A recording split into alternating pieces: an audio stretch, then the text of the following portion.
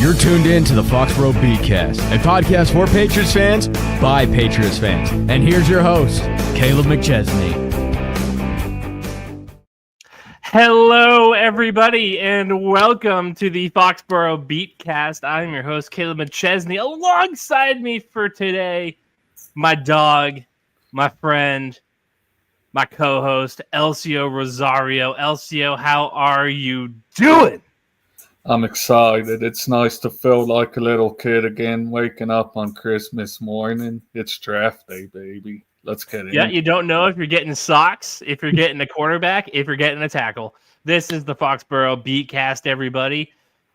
We don't go live very often, but when we do, it's for something important. And that something important is the 2025 NFL Draft, which kicks off in just 14 minutes. As you guys know, this is a Patriots page, very Patriots-centric. I'm wearing my Drake May jersey. Elsio has been so kind to help us out, help give things in an outside perspective, take notes, help me with pre-show. He's been amazing, and he deserves to be on this show. So give him all the crap you want for that Steelers jersey. This guy's diehard for the content, and we love to see it. Elsio, thank you so much for coming on today. What are the vibes?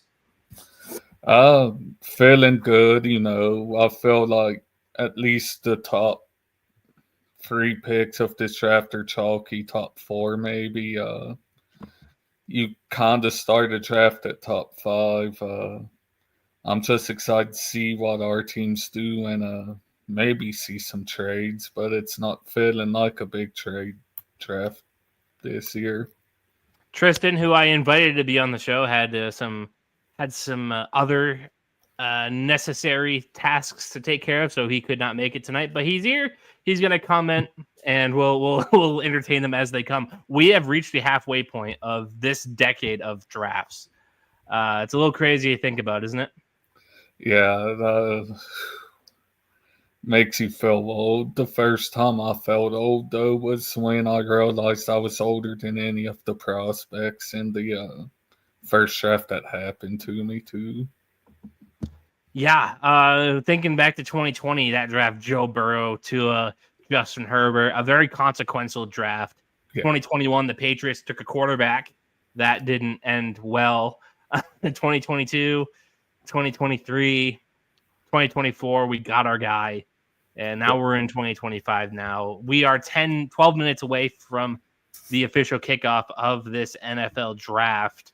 Number 1 is the Tennessee Titans. They're going with Cam Ward, we all kind of assume. Where do you think this party really starts in the draft, Elsio? Pick 5. Jacksonville could go a couple of guys. They could maybe find a trade down suitor. I think they were looking.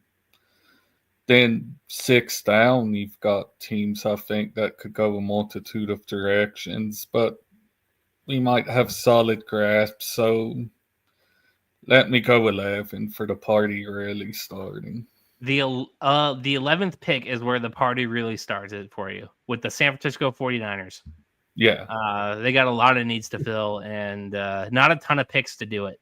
So we'll see kind of how that goes. But the Patriots at 4.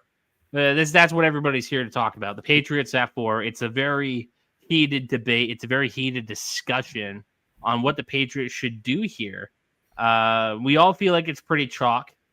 Yeah. We talked about this on the primer. Not everybody watched that. So just in a recap, what do you think the Patriots should be doing here for? If they can't find a trade down, which, you know, I don't think it would hurt to kick the tires on that. I think it's fine to go ahead and pull the trigger on Will Campbell. Got your franchise quarterback. Go ahead and draft that lineman to protect him. I think Will Campbell's a good ball player. I think he can play tackle, but if you have to make an upgrade at guard instead and get a tackle later, that can't hurt too bad. Tristan has a thought. The party starts at 5 with the Jacksonville Jaguars. He's expecting the Jags to take Ashton Genty. We've even heard the Jaguars are trying to trade up into the top 4, pestering Cleveland for 2. I'm sure talking to the Giants about 3. I'm not sure if they just jumped to 4 with us when everybody kind of feels like they know what they're doing. with us and Will Campbell. Ashton Genty to the Jaguars, very interesting. It's a very, this draft I feel like is very much depth more than it is top heavy. Would you agree with that assessment? I'd agree. I think Ashton Genty is one of the 3 players that I'd classify as an elite player in this draft, but the issue is the positional value. Even the Jags picking at 5 running back feels like a luxury pick, and they can't really afford luxury. No, for sure. And they already have a couple of running backs in that building. Yeah. Tank Bigsby, Travis Etienne. I imagine they're going to move at least one of them. The whole thing with the Jags and Ashton Genty is super weird. But this again is a Patriots show. Trying to keep the base here the best that we can. We are 9 minutes away from this draft kicking off. Where do you think the Patriots could move if a trade down offer was to happen? I think, if Chicago wants Ashton Genty, which is also being widely reported, and Jacksonville doesn't want to work with them, they might give the Patriots a call to jump Jacksonville. Carolina maybe, but I don't know what they'd move up for. I don't think you're going to get a team trying to jump up from 17 giving you the house, but some team in that top 10 range, I think, might give a call if they really like a guy and want to go ahead and jump up for him. No, for sure. I think the party really hasn't started with this draft. We're waiting on those reports of, oh, this team has just traded this pick. This team has just traded that pick. This team's interested in coming up, coming down. Hasn't been a lot of that this year. No, and really, I don't know, it feels like after the top 3, there aren't really a bunch of guys that teams will want to trade up for. I mean, Ashton Genty could be one if the Bears are really that interested, but it's just the talent from 4 to 17 is probably comparable, close. No, for sure. And the positional value is all out of whack. The best player on the board after that top 3 is a running back. And we all know how people feel about taking running back in the first round, and especially in the top 16, in the top half of that draft in the year 2025. Yeah, I mean, the Steelers took one in the first round recently. I defended that, and Najee Harris really taught me my lesson on that. I'll never defend it again. We are 7 minutes away from this draft. Again, it's like waking up before your parents on Christmas. Like, we're ready to get this party going, but Dad's not up yet. Yeah, and in this case, I guess that is Roger Goodell. But yeah, it's just as the moments tick closer, you're just scrambling, trying to make the time pass faster. Yeah, it's a struggle. It's hard to get through these minutes, but we thank you all for coming in and choosing to spend however long with us. Comment your thoughts, your opinions. We'll throw them up on the chat. We'll talk about them. Again, the show runs on you just as much as it runs on us. So feel free to give us your feedback, your thoughts. We'll discuss and we'll go from there. We'll spend the whole first round here, Elsio. I hope you're locked in. I'm locked in. I'm even here to interact with the comments about this Franco Harris jersey I got on. Yeah, no, the Patriots fans are being really quiet towards you.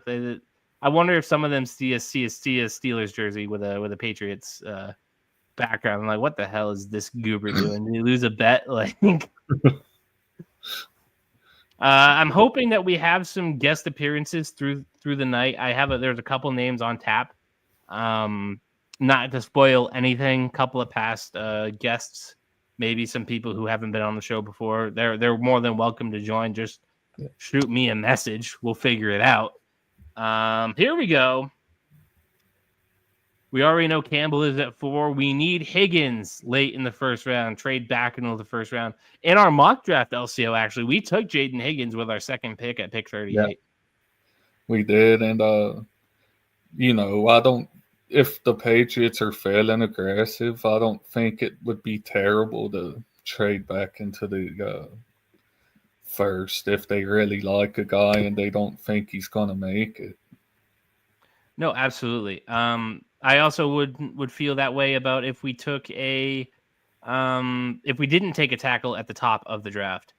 Yeah. As Andrew says, go New England. We're waiting for this draft to start. We really, really are. It's sitting on pins and needles. I mean, I will say, with no shade, man, obviously, picking at 4, getting the pick done early has to feel like a bit of a plus for an otherwise rough season last year. Yeah, I mean, it could be it could be pick 1. Yeah. If we didn't win that last game, But, while we try to win a football game, I think we agree on that. No, absolutely. We're not shaming anybody for going out and winning a game. It's not what we do over here. We are. Will Campbell should not go to the New England Patriots. The New England Patriots should get Travis Hunter.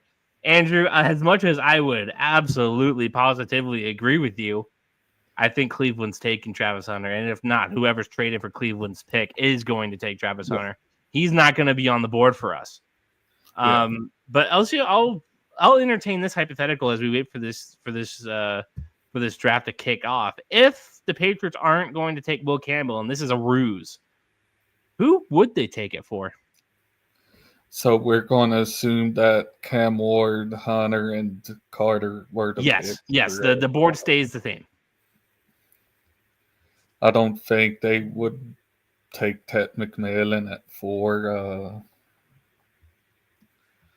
Defense, some sort of defense. I don't think it would be what's his name, Mason Graham. I don't think it would be him. Maybe, I don't know, if they weren't going to take Will Campbell, I'd think they would be trading down, and if the board went that way. But what if they stood at 4? Like, just entertain the psycho hypothetical for a second. I mean, Ashton Jeanty, maybe. I have a name for you. Let's hear it. Jalen Walker. Yeah. Andrew's not hearing us. He's not hearing us. I am afraid that Travis Hunter will be gone long before we get the chance. Yeah, I'm a big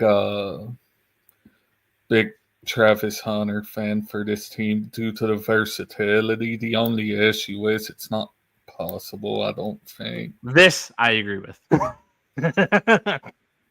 You got the quarterback. Here's one. Do we think we see A.J. Brown traded to New England since he has the connection with Mike Vrabel to make a draft impact? This isn't the first time this has been proposed. Earlier this week, if you remember, I believe it was Todd McShay, maybe, who reported that if Abdul Carter had fallen to 4, the Patriots were going to trade that 4th overall pick for A.J. Brown. Now, since then, Ian Rappaport has poured every bit of cool water on that, probably from the Arctic Ocean itself. But as much as I'd be open to that, I don't think that that's a possibility. I believe Ian Rappaport when he says that's not in the cards for us. Yeah, I mean, A.J. Brown's a really good ball player, and I don't think Philly is going to be chomping at the bit to part with him. 14 wins and 4 losses. I don't know if we moved to 18 games yet, Andrew, but I love the enthusiasm. The draft is officially kicked off, though. So it is 8 o'clock. It is 8 o'clock, and the Tennessee Titans are on the clock. Again, no surprises expected here. We all expect that this belongs to the Cam Ward. And yet they'll somehow still take 5 minutes to get it in. Tristan, if you're still here, if you could tell me what website that Urinating Tree uses for his draft tracker on his stream, like which one updates and whatever. I think it's your entry. It might be Tom Grossi or whatever his name is, Grossi. If you could find that for me, which one he uses that updates as the night goes on, that would be incredible. Text it to me or comment it. I guess that works too. But that would be much appreciated. So I can have something on the screen as we move through the night. Titans won't officially go on the clock until like 8:20. Well, shit, Elsio. We got another 20 minutes to kill. Well, I mean, we got the time to kill it, don't we? The draft, sometimes it's a lot of sitting and waiting, even when teams are on the clock.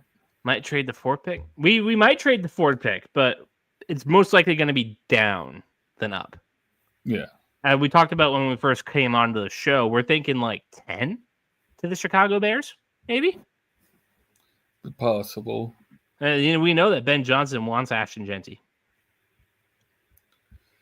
And, I think he'd be a fine fit in Chicago. They've really invested in the O-line. They got Kaleb Williams to take pressure off of. Their receiving course good enough. Mm-hmm.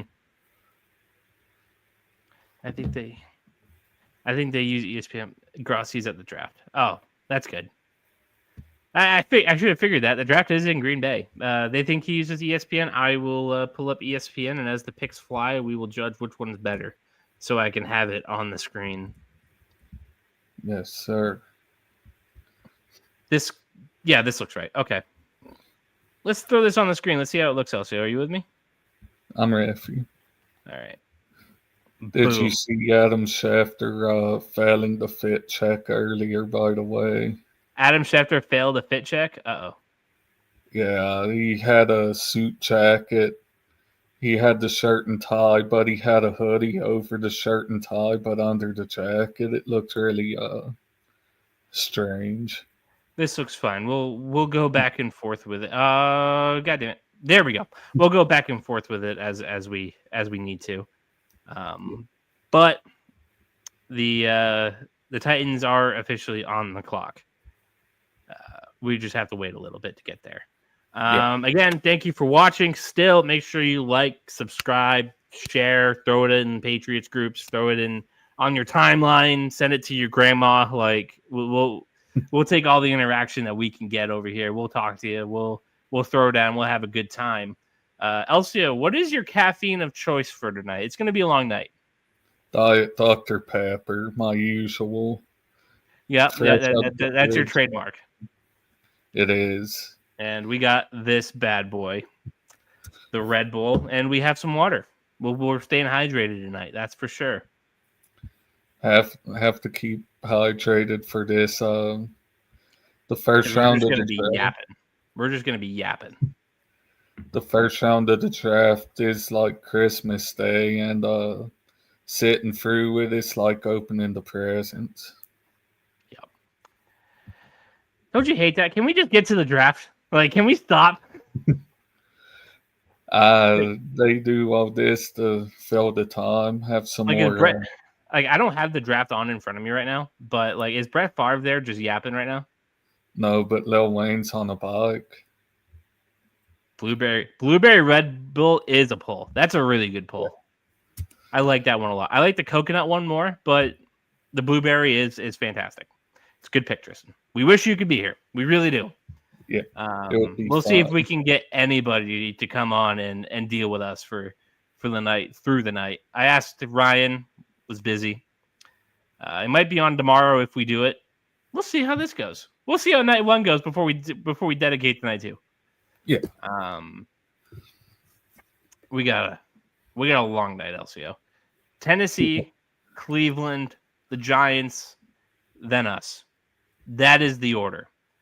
We have 5 picks to get through before we can really sink our teeth in and be like, all right, that's what it looks like.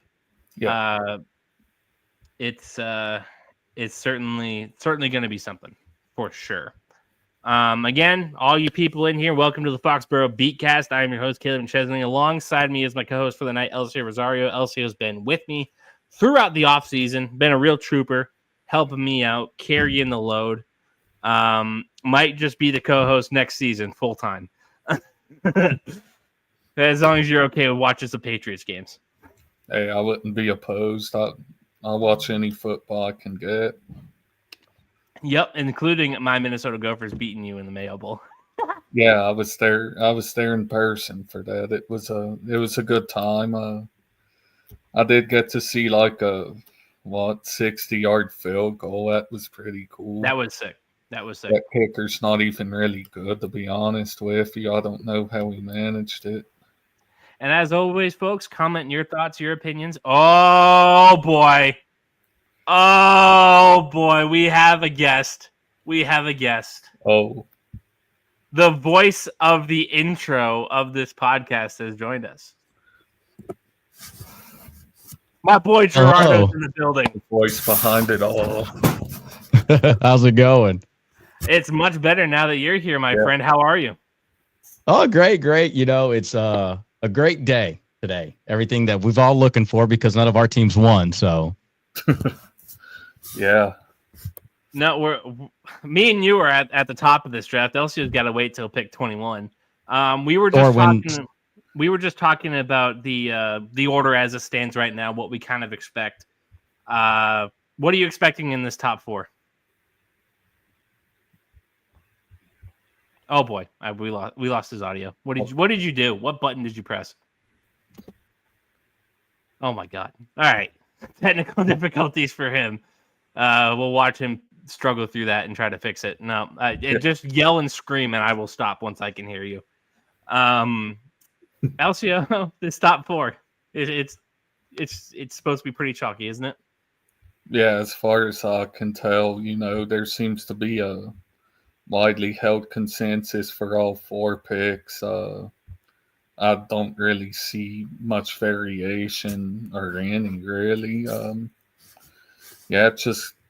It's one of those drafts where you have so many picks in a row that's pretty chalky. Big TC, what is up? Your Titans are picking number one, bro. Congrats on Cam Ward. If that's the decision you decide to go with. That has to be a unique feeling, tuning into the draft, knowing like after this first pick, for all I care, I could turn it off if I only care about my own team. No, yeah, for sure. Thankfully, I've never had to witness us pick number one. As much as it might be beneficial now. I don't think I've witnessed the Steelers pick number one. I don't know if they have, to be honest with you. Maybe. It's so sad watching him struggle with these issues. Press the settings and see what's going on in there.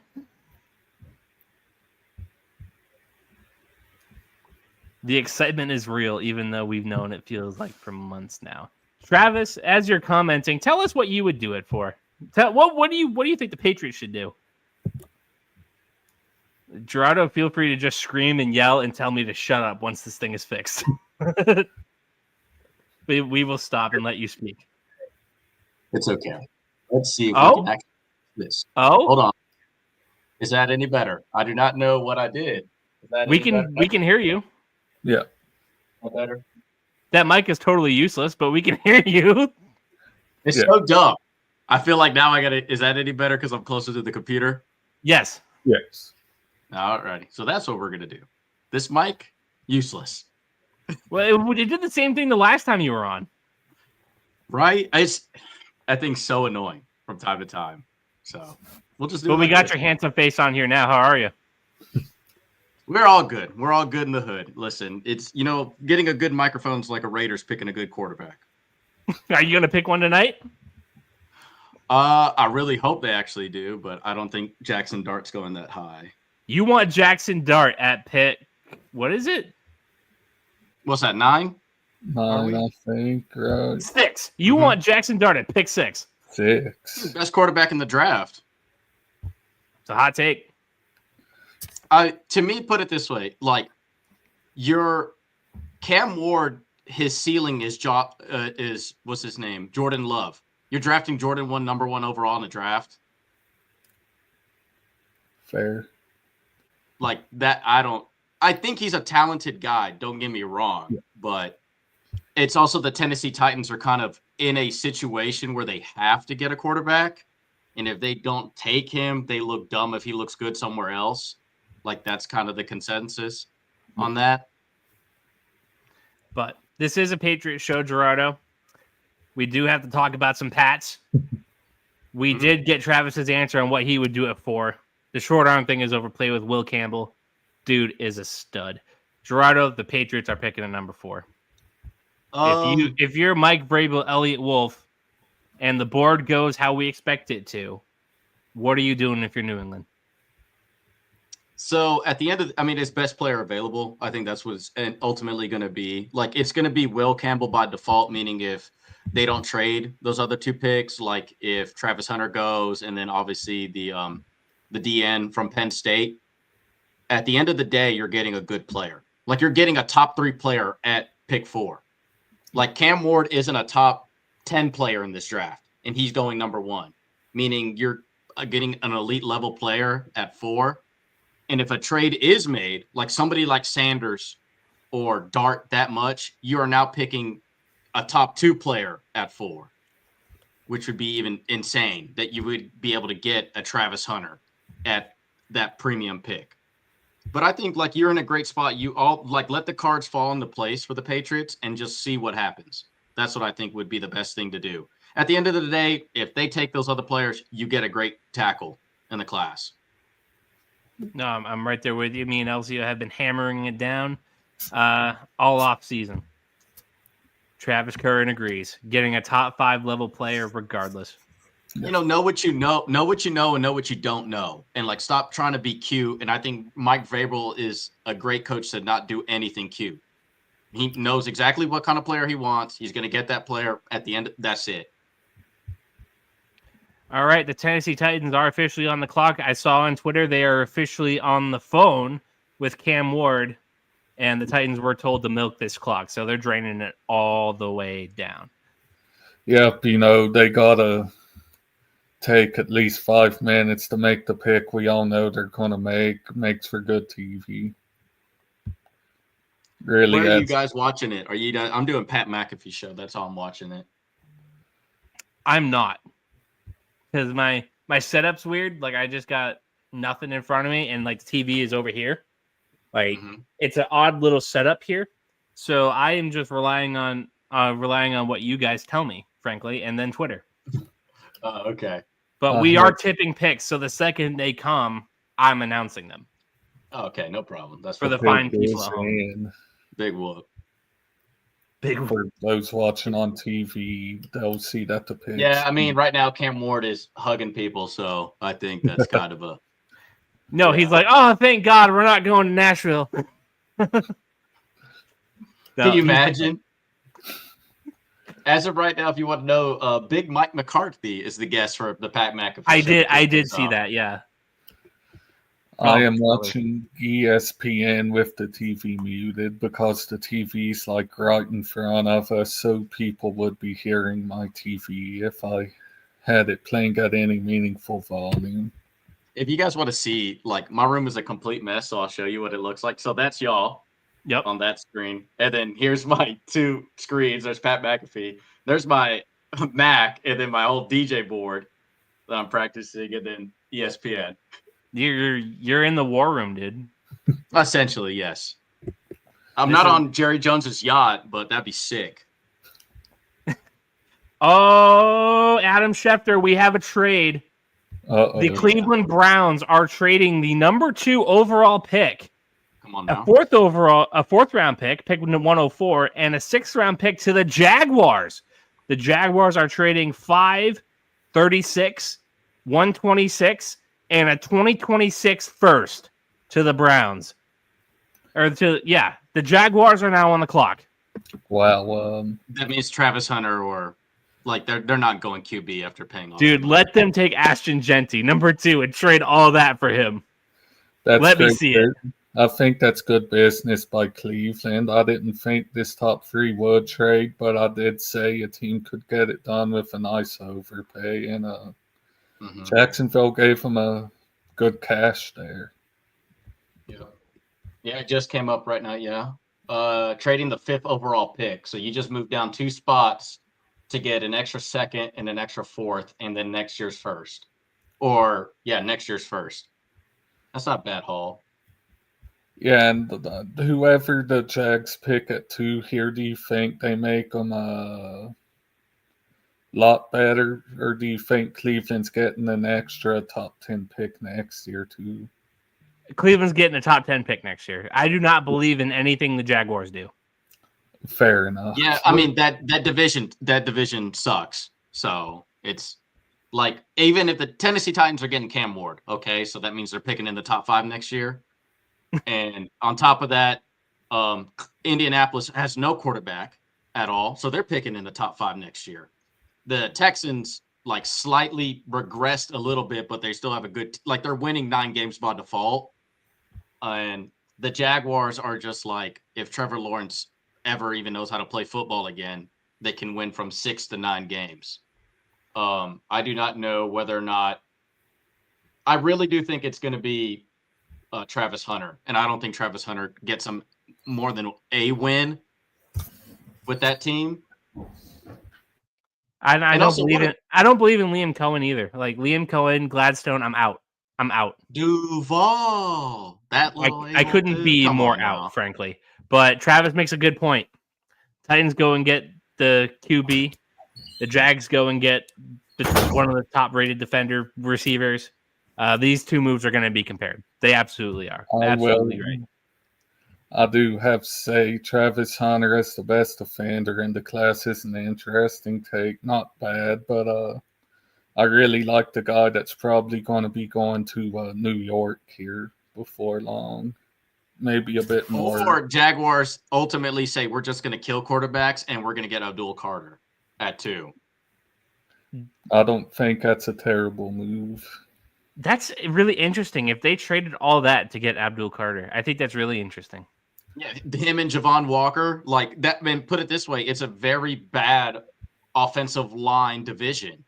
Like, just headhunt the crap out of all these QBs, and on top of it, like, the QBs suck. CJ Stroud. Yeah, most of the QBs either suck or unproven at this point in that division. So why not, like, let's just break every one of them? Like, the Texans just traded their best tackle for nothing, and he's not even that good. And then they traded a guard for nothing, who wasn't great, but exactly. So I mean, I wouldn't put it past the clock that they say, you know what, Javon or what is it? No, whatever his name is. Yeah, Trayvon Walker, and or is it? You know, hold on, let me get this straight. Which Walker is it? There's a couple of Walkers. Where's number 44? I mean, him. Is Josh Allen still on the Jaguars? Josh Hines Allen is still. Yeah, I can't imagine that this is for Abdul Carter. Yeah, it's Trayvon Walker. Right, but he's more of an interior defensive lineman. He's not more like an edge rusher. Like, he's in the. He's not in the mold of like Abdul Carter.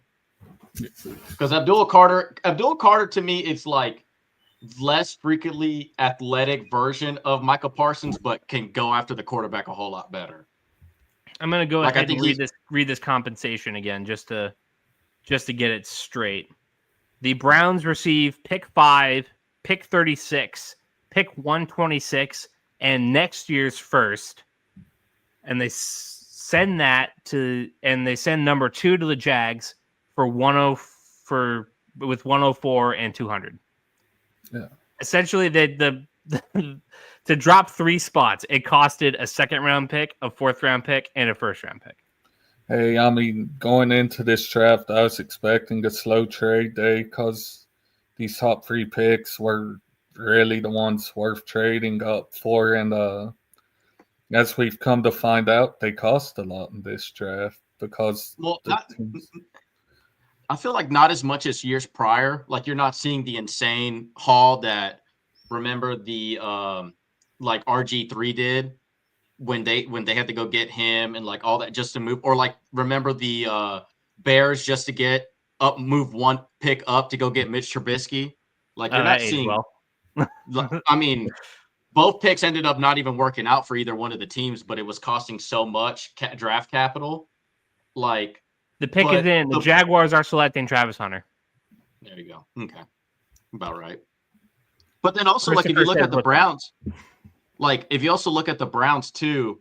Both those premium players, they have an abundance in on both sides. You got Myles Garrett, so there's no really yes, Abdul Carter is a great pairing with him. They have 2 solid corners there too as well. Newsome and Ward, right? Exactly. So what you're drafting Travis Hunter to exclusively play wide receiver at that point and nickel corner. So I think I really do think they were like, look, we were gonna take Sanders at 2. We could just literally draft him at 5. So Elsio, you might not get Shedeur Sanders at 21. No, when if that's the case, I'll happily take Jackson Dart. Very, very much. He's got to get past the Raiders and the Saints first, and the Giants. Oh. Can you imagine if the Giants take Jackson Dart at 3 and then the Patriots have to choose between Carter and Campbell? No, there's no. I think you just get Campbell. I think that's such a really. You don't think the Patriots should look at edge rusher, or should look at a player of that caliber? I just think Carter is just he's a not generational talent, but he is he's a multiple Pro Bowler. I like Will Campbell, but is he going to be a guy that you like? Is he going to be a Joe Thomas? No. Is he going to just anchor? Exactly. So it's hard to where I can get a premium pass rusher that's going to be a all pro at least once to twice in his career. Bold take from Big TC. He thinks Dart is the second QB selected in this draft. Gerardo, I think you would agree that. I think he's the best quarterback in the draft. Yeah. Should he be the second best quarterback? Yeah. And I think the Sanders hype metered out accurately. Yeah, it crashed. I think it crashed. It went from to this dude's super competitive and then all of a sudden it's man, are we really looking at this draft class accurately? The people who actually pass the ball, what's the separation of difference between him, Kyle McCord, and Quinn Ewers and Dart? It's not much. They're all in that same area of talent. So am I drafting a guy at 2 overall? For a guy that the Saints are getting him at 9. Sanders or Dart? Sanders. He thinks Dart's going to go to Cleveland. I assume. Man, if Dart goes or the Giants? Who knows?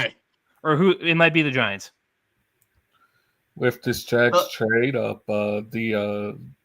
we lost our Genty team. Who's taking him now? The Raiders. The Raiders. Yeah. I hate to say it. It's great. We just drafted a useless position. Come on. We had Josh Jacobs. Why didn't we just keep him? Because Josh McDaniels said no. Actually, that might not have been Josh's call. He's got me some fantasy points there in Vegas, though. So we don't know who's going 3 yet, but a lot of guys are saying the trades have just started. Man, imagine if we get a trade here. Who is their key acquisition for the Giants this offseason? They have Russell Wilson, Jameis Winston. Yeah. So you have a whole bunch of great bridge quarterbacks. You get Neighbors in a second year. Yeah, Javon Holland. That's a good one. Mm-hmm. Or maybe I'm just a big Javon Holland guy. Not a bad, yeah. But it's just also you're on this GM's and OC's last leg. Hey, I hate to say it, whatever. If it's a quarterback here, it's a waste of a pick because neither his OC, his head coach, and his GM ain't gonna be here to advocate for him in the next. So you don't think that there's any hesitation with drafting a quarterback and then firing his coach and starting all over after his rookie year? Well, the sad part is that let's say he does get picked. Let's say it is Dart, right? The sad part is that his head coach and GM are just going to be oh, we never had the quarterback because this is going to be the first time they get to pick a quarterback because Daniel Jones wasn't their pick. Yeah. So they're going to argue to ownership oh, we finally drafted the guy to extend like them to be employed for another year. And it's like, and his rookie season, and we got like, if they win 6 games, that's going to be their argument. We finally drafted the quarterback we wanted. We got these veterans to have a great leadership in the room to make a great bridge quarterback so Dart can start next year. And that should where you should judge me on is Dart's second year, not this year. And then what if ownership's like, bro, we're picking last again in our division. I'm not dealing with this crap. Bye. I'll tell you And what. then You don't sign Jameis Winston and Russell Wilson just to take another quarterback. it's Russell Wilson was the big if. I didn't understand really that much. Like, what did you just moved laterally? Really? Like, Well, I mean, Daniel Jones is more athletic than Russell Wilson at this point, so they might have downgraded a bit. yeah, you're just getting a has-been. Like, Yeah. It would have made. I don't understand because like it's just like he's good enough to be a relative starter. Hell, Jameis Winston was last year too at one point. About made Elsio quit on the Steelers. Yeah. So I'm just not I'm not understanding the like because if they get a quarterback, the biggest advocates for him to have Dart under a new system is going to be like, that's the main thing the owner is going to sell to the next GM and head coach. It's going to be like, oh, we have Jackson Dart. Like, you have to like him because that's who we have now. And then like that could turn off a lot of head coaching hires, a lot of like offense coordinators like, oh, that I didn't have him on my board. I had Quinn Ewers. I had Sanders. The pick is in. The Giants are taking edge rusher Abdul Carter at number 3. Smart. And now your New England Patriots are on the clock. So the board went as expected, just with the trade. Not all the teams we expected. Absolutely. Yep. And we are just going to flood this live stream into a bunch of Patriots groups, and hopefully something sticks. For people who join in, this is, again, the Foxboro Beatcast. I am your host, Kaleb Chesney. Alongside me, my co-host, Elsio Rosario, and we got Gerardo, 93Q. The voice of the intro is here in the building. We love to see it. It's a good vibe, and the Patriots are on the clock.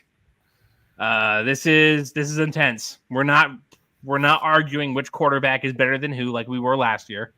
No. We took the quarterback. We took the right quarterback, and now we got to figure out how we best use him. The board went like as we expected. Cam Ward 1, Travis Hunter 2 by some weird ways, and Abdul Carter at 3. So the Patriots are on the clock. Will Campbell is the projected pick. And I'm sure the Patriots are hearing offers on trade downs as well. But we're on the clock, guys. Exciting times. But yeah, the only change is that Travis Hunter gets to live in a somewhat better city, I guess. No, a tax-free state, baby. Tax-free state, that's true. Yeah, whoever gets drafted here is not going to be subject to that same luxury. But yeah, the Patriots are on the clock, fellas. Is it going to be Will Campbell? Can we send that in?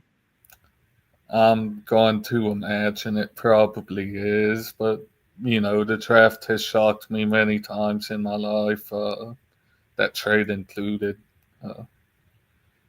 We know what we're getting. Higgins is a better receiver than Hunter. What do you think about Jaden Higgins or Travis Hunter, Gerardo? The thing about Travis Hunter, his whole thing, like I really do think he's going to be elite, but just on one side of the ball. Just pick that side of the ball, and you'll be elite at it. Like he can be an elite wide receiver if he just stuck to wide receiver. He could be an elite shutdown corner if he just stick to that. But the moment you do both, you're good at both things. You're not great at, and you're not great individually. Like that's like I do not know if he's a cornerback and wide receiver at the same time. Like where does he rank receiver wise? Is he a top 75 receiver now? And like, is he a above average starter at cornerback? Like I really do think the Jacksonville Jaguars, his rookie season is going to be like, You get to have fun with all this. Next year, pick a side, because we're not doing this cute stuff. And like in football, it's not really much of a stamina game neither. And I'm not saying that these are well-conditioned athletes, but that's a lot of football at the highest level. Like in that division, you're going to tell me you're going to guard Nico Collins, and then at the same time, you are going to try to run a fade route on Derek Stingley in the same game, 2 games a year? Not happening.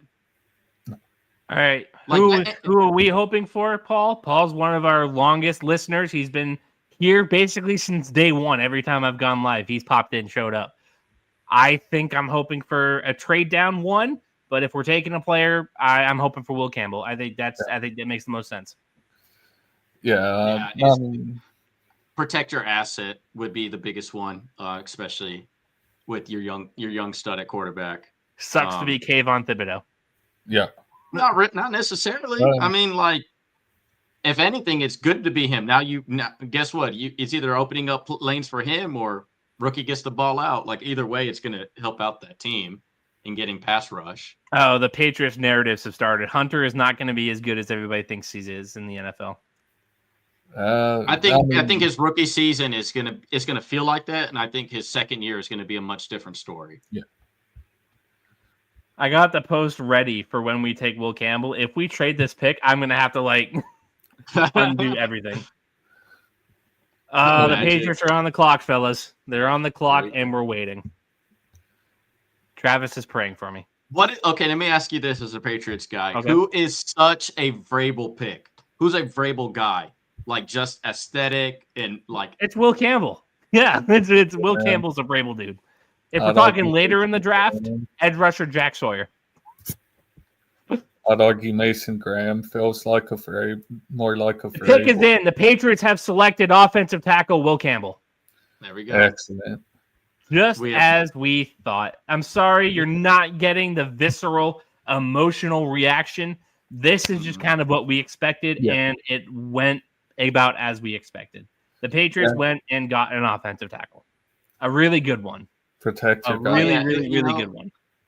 It's just simple as like don't overthink it. Just do it. Just be smart. Know what you know what you don't know. Especially like protecting your asset. You already got a wide receiver in Stephon Diggs. You got Carlton Davis. You did it's just be smart with it. Great pick. It's kind of looking like the Andrew Luck RG3 that draft class where everything was predictable the first 4 picks, and now we get to have fun. Yeah. Nope. Just started. It's the right move, just not sexy. Yeah. I'll be fit for an Elsio crash out. The Steelers are good at making me do it, so we'll see. That would be great. It's nerve-wracking sitting here because I have to get through 20 picks before my team's even on the clock. Oh, wow. Your team picks in the 20s? That's so nice, Elsio. My team could have the number 1 pick for 20 years in a row and draft at the number 1 pick for the next 20 years in a row. We got to explain something to the Patriots fans already. We do need depth. Will Campbell's not depth, bro. He's coming in here and he is laying down his life for Drake May at the blind side. That's what he's doing. Let's do a hot take about depth. If you have great starters, you don't need depth. If injury. But exactly, like number 1, the best ability is availability, of course. But like, are there reports about what the Titans turned down for pick 1?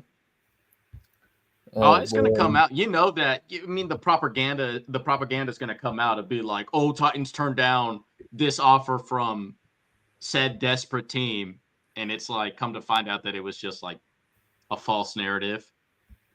Kind of like Nico, what's his face from Tennessee, that he never said that he wanted $4 million, but his camp said that that's how much he was worth. Yeah, I'm not seeing anything on the Titans stuff yet. Big TC, if you want to message me a link of where you're reading this, I'll happily read it and we can get our thoughts. There is an article on Athlon Sports posted 7 minutes ago. Okay. The New York Giants were sending the offer. I think they wanted Ward. They offered this year's first, next year's first, and multiple other picks in exchange for the number 1 pick. I might have done that. I would have taken that. Oh But yeah, you would have. The thing is, if we're gonna get in the Titans' brain, okay, Gerardo, I know we have our reservations about who we thought the best quarterback was in this draft. If you're in the Titans' brain and you think Cam Ward is the best is the best QB in this draft, just given that, what have you taken that to move down? That offer that Elsio just read.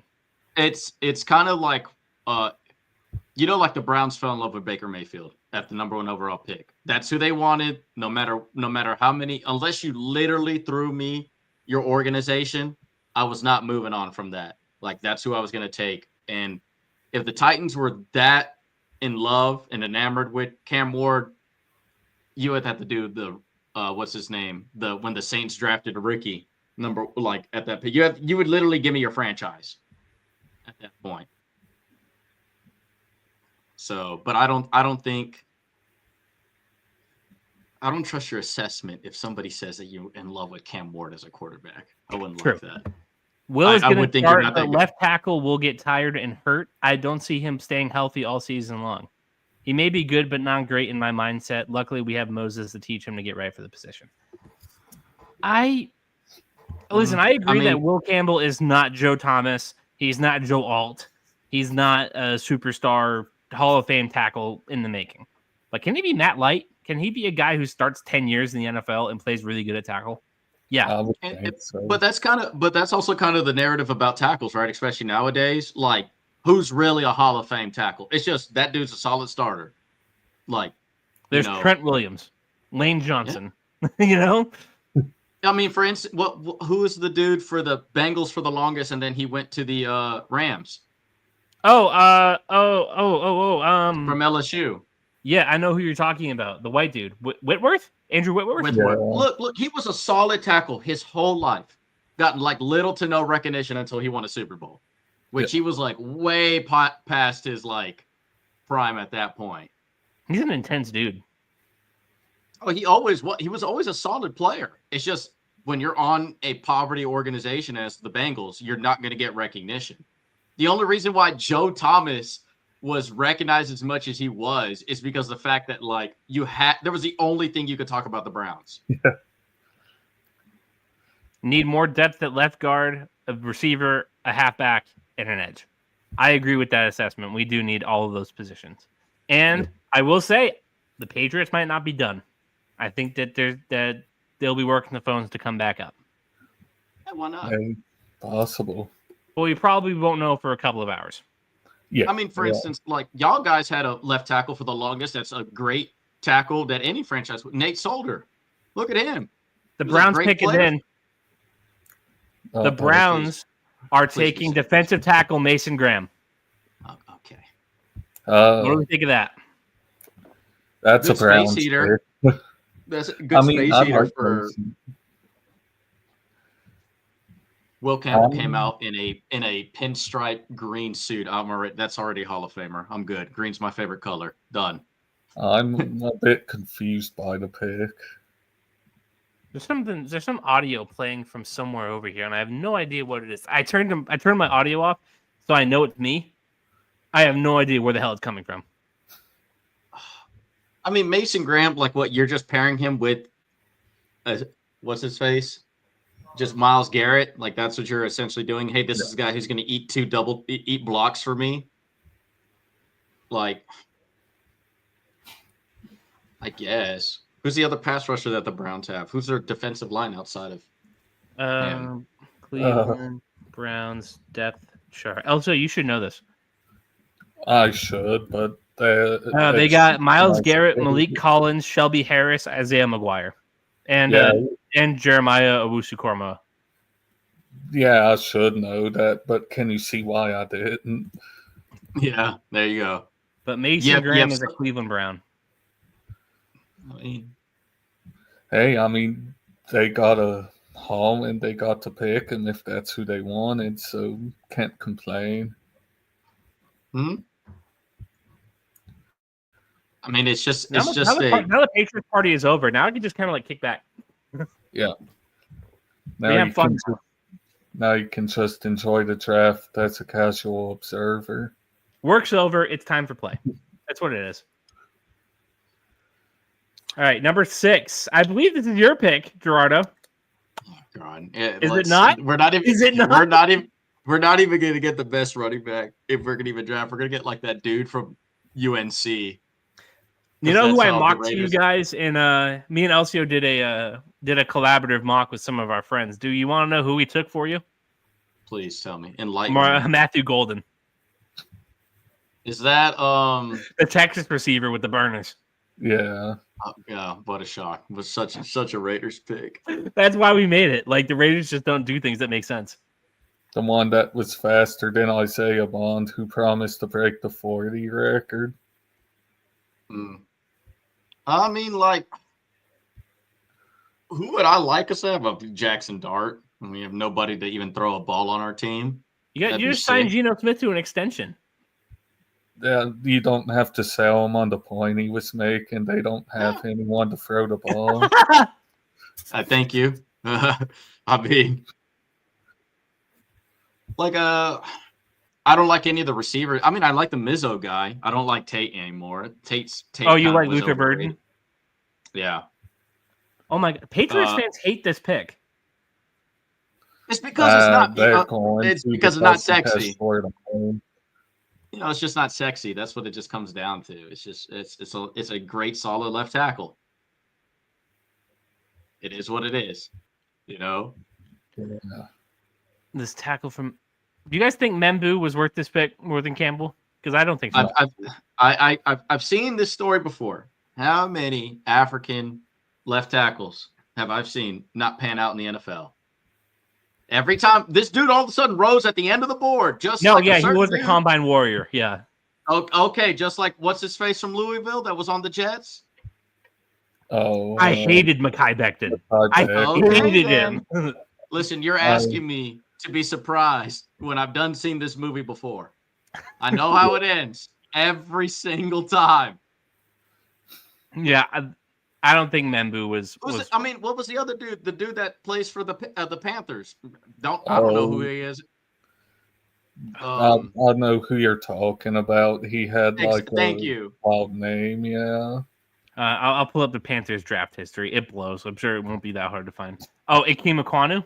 Yeah. Thank you. I've seen is this he still movie good? Is he any before. And that's why we had to guess his name if he was any good. I'm about to find out. I just went into PFF. We'll see if he's any good. Now, granted, I don't watch Panther games like that, and they were also kind of the joke for the longest. He's kind of mid. Okay, he's a pretty solid run blocker, but like his pass blocking is mid. It's mid. So like most African tackles, like that's literally what it is about them. Great run blockers, could not stay healthy, or tell Cody that. Tell Cody that. I mean, okay, like I'm sorry, like I'm sure, like it's because it's the same thing. It's the same conundrum that we were enamored with. Jake Long from Michigan. The Raiders pick is in. You're taking running back Ashton Genty. God bless America. Heisman Trophy winner. Poverty the true Heisman. Oh, you're not happy with this pick? I mean, it's like, what are we doing? Sure. I mean, like, it's how. First of all, he's 5'8". I'm already offended by that. Like, come on. How tall are you? How tall are you? We're like 5'11". So, and if I'm in boots, or depending on what store I rob, I'm about 6'1". Right. I mean, great. We drafted a player that we're going to replace in 3 years, or we're just going to let walk for free. Like, you don't think he's LaDainian Tomlinson? Even if he was, the fuck we gonna do with it? Like that's my point. He could literally be Barry Sanders reincarnated, and we're drafting number 1 overall. It does not matter. You know who's kicking and screaming right now? Ben Johnson. Yeah. I wonder if he was working the phones trying to get up. So already kind of a cool start to Tom Brady's tenure as Raiders owner. Yeah. Good for him. I mean, but yeah, I mean, like if that's what Pete Carroll's gonna do, but that's such a Pete Carroll pick too. Just I'm gonna just get a straight baller. I don't care what position he is. Like I'm just like great resume guys, like great college resume guys. We're not really looking at finished like potential. We're just kind of looking at finished product because that's who he was at Seattle. It was pretty much like, hey, what are you really good at? And that's all I care about. Yeah. Like if you look at, Pete Carroll's history when he was in Seattle, it was very much players that were already kind of done. Like in the sense they were kind of already like they've reached their peak. There was no potential really to them. And they were just like, hey, I just need you to do this and that's it. I'm good. Like it would, and that's who he tends to draft. So I'm not surprised about like Genty. Did I not want him? Yeah, because I mean, like, it's a passing league, and we're against like Justin Herbert and Patrick Mahomes. But hey, good for us. Good for us. Yeah, I mean, what do I mean? Yeah, what do you mean? I did mean something, but I lost it as soon as I said, "Yeah, I mean it." Was open right. another Diet Dr. Pepper, Elsio. You need to get your caffeine in you. It's just, I mean, it's what Pete Carroll would have done if he was with the Seattle Seahawks. He would have drafted Ashon Genty. So it's like they're really okay with like going 8-9 this year with that pick at best. This guy really loves Jaden Higgins. I put him on in our primer. Yeah, somebody was obviously watching the Foxboro Beat draft primer. Yeah, I like Higgins a lot too. I think he'd be a really good fit for the Patriots. Like, even if you have trade back into the first, but especially if you can just stay put and get him, that would be great. Mike Vrabel on the Iowa State. He says receiver. This was a very, very, very easy pick for us. He's either saying that was their number one overall player on the draft board, like meaning if they were picking number one overall, they were going to get him, or they're like, yeah, we kind of predicted that this is who we were going to get, so like we didn't have to think about this. Yeah, this makes sense. Yeah, but I do like Higgins a lot too, so. I don't know if I'll be irate because it's not my team, but I agree that the Patriots should try to get him. You know what? I'm not guilty of. I'm not guilty of this bias. I am rooting for Max Brosmer wherever he goes, or Ariante Ursary, or Ja Joyner, Justin Wally. Go Gophers! I mean, the only players that. I only have like 2 players I'm rooting for this draft, and they're just quarterbacks. Kyle McCord and Jackson Dart. Excuse me.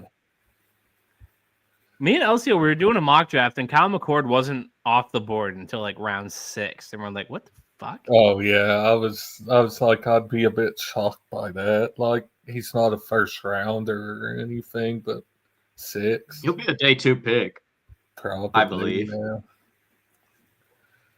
All right, waiting on the next pick to come in here. Twitter is just going crazy. I mean, this is what I tell people about the Kyle McCord and like how I feel about him. Ohio State won with Will Howard. They would have easily done the same thing with Kyle McCord still being their quarterback there. And if he won a national championship in the fashion that he did, and on top of that too, Kyle McCord also wouldn't have lost to Michigan. Will Howard lost to Michigan. Like, Will Howard was not a good player that game. If Kyle McCord was at Ohio State and how they revamped completely Ohio State with all the NIL money they had this year, Kyle McCord is arguing with like Shedeur Sanders about going in the first round this year. The accuracy, for quarterbacks, accuracy always translates to the NFL. That is the number one thing that always works out all the time is great touch. And Kyle McCord has that in spades. The Jets might have just made a good pick. Or actually, no, wait. They did the same shit again. They did Mekhi Becton all over again. They're taking Armand Denver. Good job. I've seen this movie before. Literally down to the. It sounds like a player. It sounds like a player that's going to win a Super Bowl with the Eagles in about 3 years. What receiver do I want to see? That is a great question. I like the Ohio State guy, Egbuka. Is that his name? Yep. Yeah. I like him. Sick pick. I like Jaden Higgins. Yeah. Who else do I like? Matthew. Okay, who did we mention on our draft primer? We didn't touch on Matthew Golden, did we? No, I thought Matthew Golden was going to be gone at the Raiders. Luther Burton would be sick. For Luther Burton would be sick. Because that's the thing I think y'all Patriots need is just like get somebody like it's an Edelman or like one of those like receivers that are just like they don't care where they line up, they just gonna get the ball. And Tate is not that. McMillan is not that. No, and then him coming out and saying that he doesn't watch tape. Good job, dude. Yeah, you just ruined your career. Buffoon. Like, I remember I was watching the podcast, the Raw Room podcast. That's with I forget what two like ex NFL players, and they were like, dude, even if you didn't watch film, you never say that quiet part out loud. Like there are some players in the NFL that do not watch film, like they just pretend to. But the moment you say that before you even get drafted, the rest of your career now. They say that they have like the watch time on iPads on certain apps. Like every coach for the rest of his life is going to be on him for that. It's like, hey, you said that you don't watch film. So guess what? I need 20 hours of film watch per week. Yeah, he's probably off Mike Vrabel's board. Oh, you could tell that's not a dude. What running backs do I want to see? We talked about a lot of running backs, didn't we, Elsio? We talked about a few, mostly day 3 options, didn't we? We didn't really look into day 2, I don't think. No. I liked RJ Harvey a lot. I liked Devin Neal. I liked a lot. I liked Brashard Smith a lot. There's plenty of running backs that I really like. I'll shout out Bashal Tootin just because he's from Virginia Tech. He's you gotta do it. Small though. Get either one of the Ohio State guys. Yeah, that's true. I think they're the 2 guys, though. Probably. Mike Vrabel had some comments on trading down. He said the team would have been open to trading down, but talks were quiet when they got on the board. So that explains why they weren't able to trade down. I mean, because at that point, like, what is somebody gonna give me you're gonna give me a haul for Will Campbell? Like, you're gonna give me a haul for like Shedeur Sanders, like. I don't think Shedeur Sanders is. I think like he's going to be touching 20s. Yeah, once the Saints pick, you may see Shedeur Sanders be in that groom room for a long time. I don't think the Saints were being legit. Oh, I think so. Like that's what I'm saying. Like I think like a lot of people went back to the tape of Shedeur Sanders and was just like, are we really drafting this dude this high?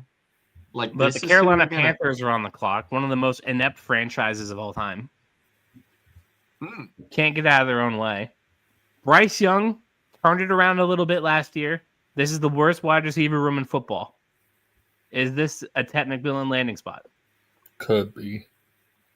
Is it Jalen Walker's landing spot? I did see like 10 minutes ago that Schefter did report that Carolina have been fielding calls for this pick. They've been begging to trade down basically since they got that pick. Yeah, because they need talent. That's their biggest problem is that they don't have enough talent. So even if they got one decent dude, it doesn't. They need a whole bunch. They don't need one good dude. They need a whole bunch of decent players. Gerardo, you have a friend in the Dart Club. I think Sanders is a day 2 pick. That's personally. I think like what's the difference between him and Geno Smith? Like career like that's who's kind of low key projected to be. Like you're dumb, Kevin. He didn't specifically say New England. He could be No, Patriots are dumb. Yeah, just the general definition. They're general patriotic people, dumb. Yeah, the people who fly flags off of their house, idiots. Yeah. Complete imbecile. You could be patriotic for something else. That's obviously what he meant. I'm taking it. That he didn't say New England. Just standing for the anthem, just a boneheaded decision. Mike Vrabel also said, if the right player is there, we will move up. But we're not going to go up just to go up. So water's wet. Patriots might not be done. They might not be done. That does feel like a non-answer, though. I'm going to be very honest with you. Listen, I'm just throwing it out there. It's a Patriot show. I got to throw Patriot stuff out there. Yeah, I mean, I'm going to shout out Vrabel for giving us the quote anyways, but it's just kind of one that doesn't really tell me a bunch. It's just kind of like, after guys there, we will move up. But I think coming from Vrabel's a little bit different. Like, it's not like coming from the nonsense head coach that what's his face? That Adam Gase. Like, Adam Gase is filled of nothing but cliches. I didn't think that dude knew exactly what he was talking about. Where I think Vrabel is actually very honest on his picks. Like, he's like, you know what? If I like, I don't know, let's just say that, that, or maybe wants to get another tackle. Let's say he just says he wants to go get Josh Simmons from Ohio State. And he goes, if he's still available, I'm going to go draft him anyway. Screw it. I don't care.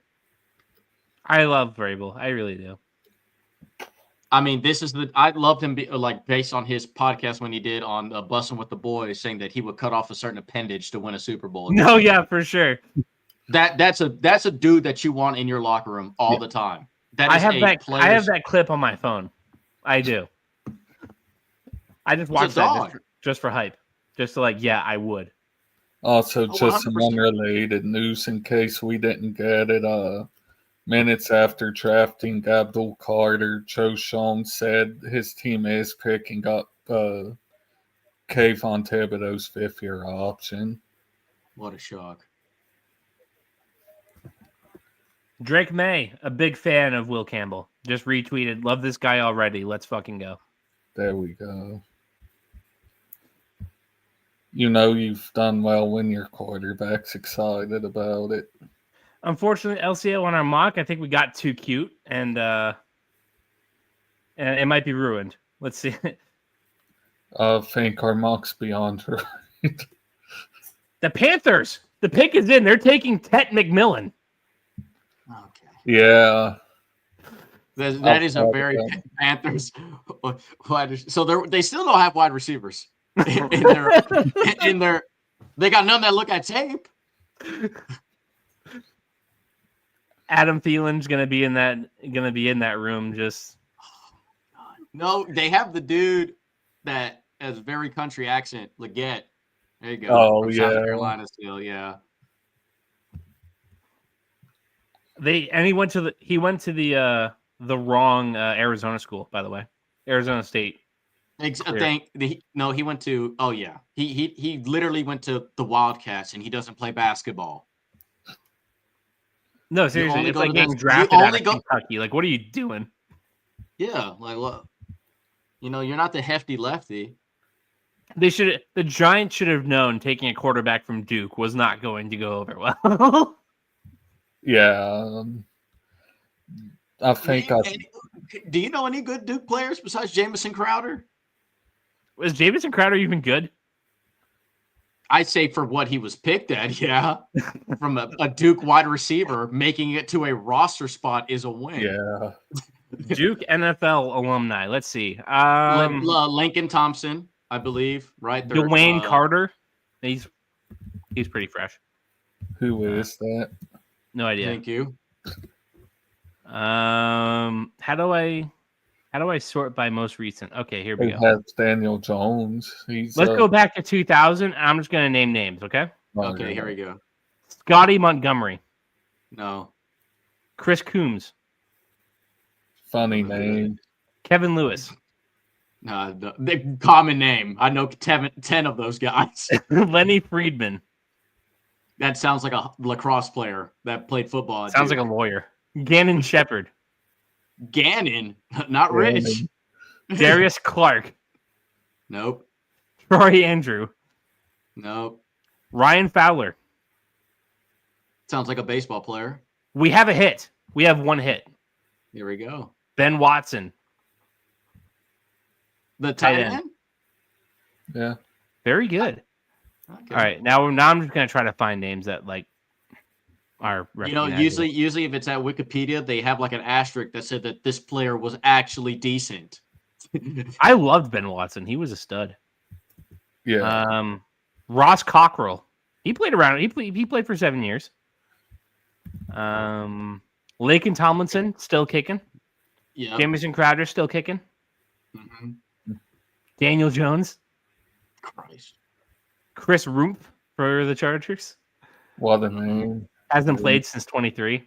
Oh, my old high school classmate, Noah Gray, the backup tight end for Kansas City. Was he a cool guy, or did you talk to him at all? I threw him a touchdown in recess one time. Or not recess, gym class. In recess in college? Wild. No, my high school classmate. Oh, okay. I didn't have recess in high school. Michael Carter II, the corner or the safety. No. Okay. We have come to the conclusion. You go to Duke. Dwayne Dude, Carter not- and Graham Barton. Graham Barton might still be decent. I know Max the- McCaffrey. Oh, the other McCaffrey that isn't that good. Chuck Warner. He played for 11 years in the 60s. Oh, brother. Yeah, not a great school. Unless you're playing basketball. Oh, brother. All right. All right. There you go. Panthers, they went and got Ted McMillan. They still don't have a receiver. You hate to see it. They have Adam Thielen. Because that's such a not good pick for their quarterback. Like, that's the issue I have with it. Ted is such a, I see the skill set. There's no doubt about it. But the problem is, it's like you need an established quarterback to throw him the ball. Like, he's a player that will be very much a reflection of who's throwing the ball to him. Like, at minimum, a Jordan Love has to be his quarterback. A minimum. And Bryce Young is probably going to be a nice career backup. Not even because he's too small. So, that's not a good Bryce Young pick because you already have the raw athlete in Xavier. You already have that. You kind of needed somebody else, like somebody who was more quicker than fast, a little bit faster in the short, small, the intermediate routes. So like Luther Burden would have been a better pick for them in that aspect. Somebody who's kind of like a Randall Cobb-ish type player would have made way more sense for them than drafting a Megatron, if that makes any sense. Because Bryce Young isn't going to.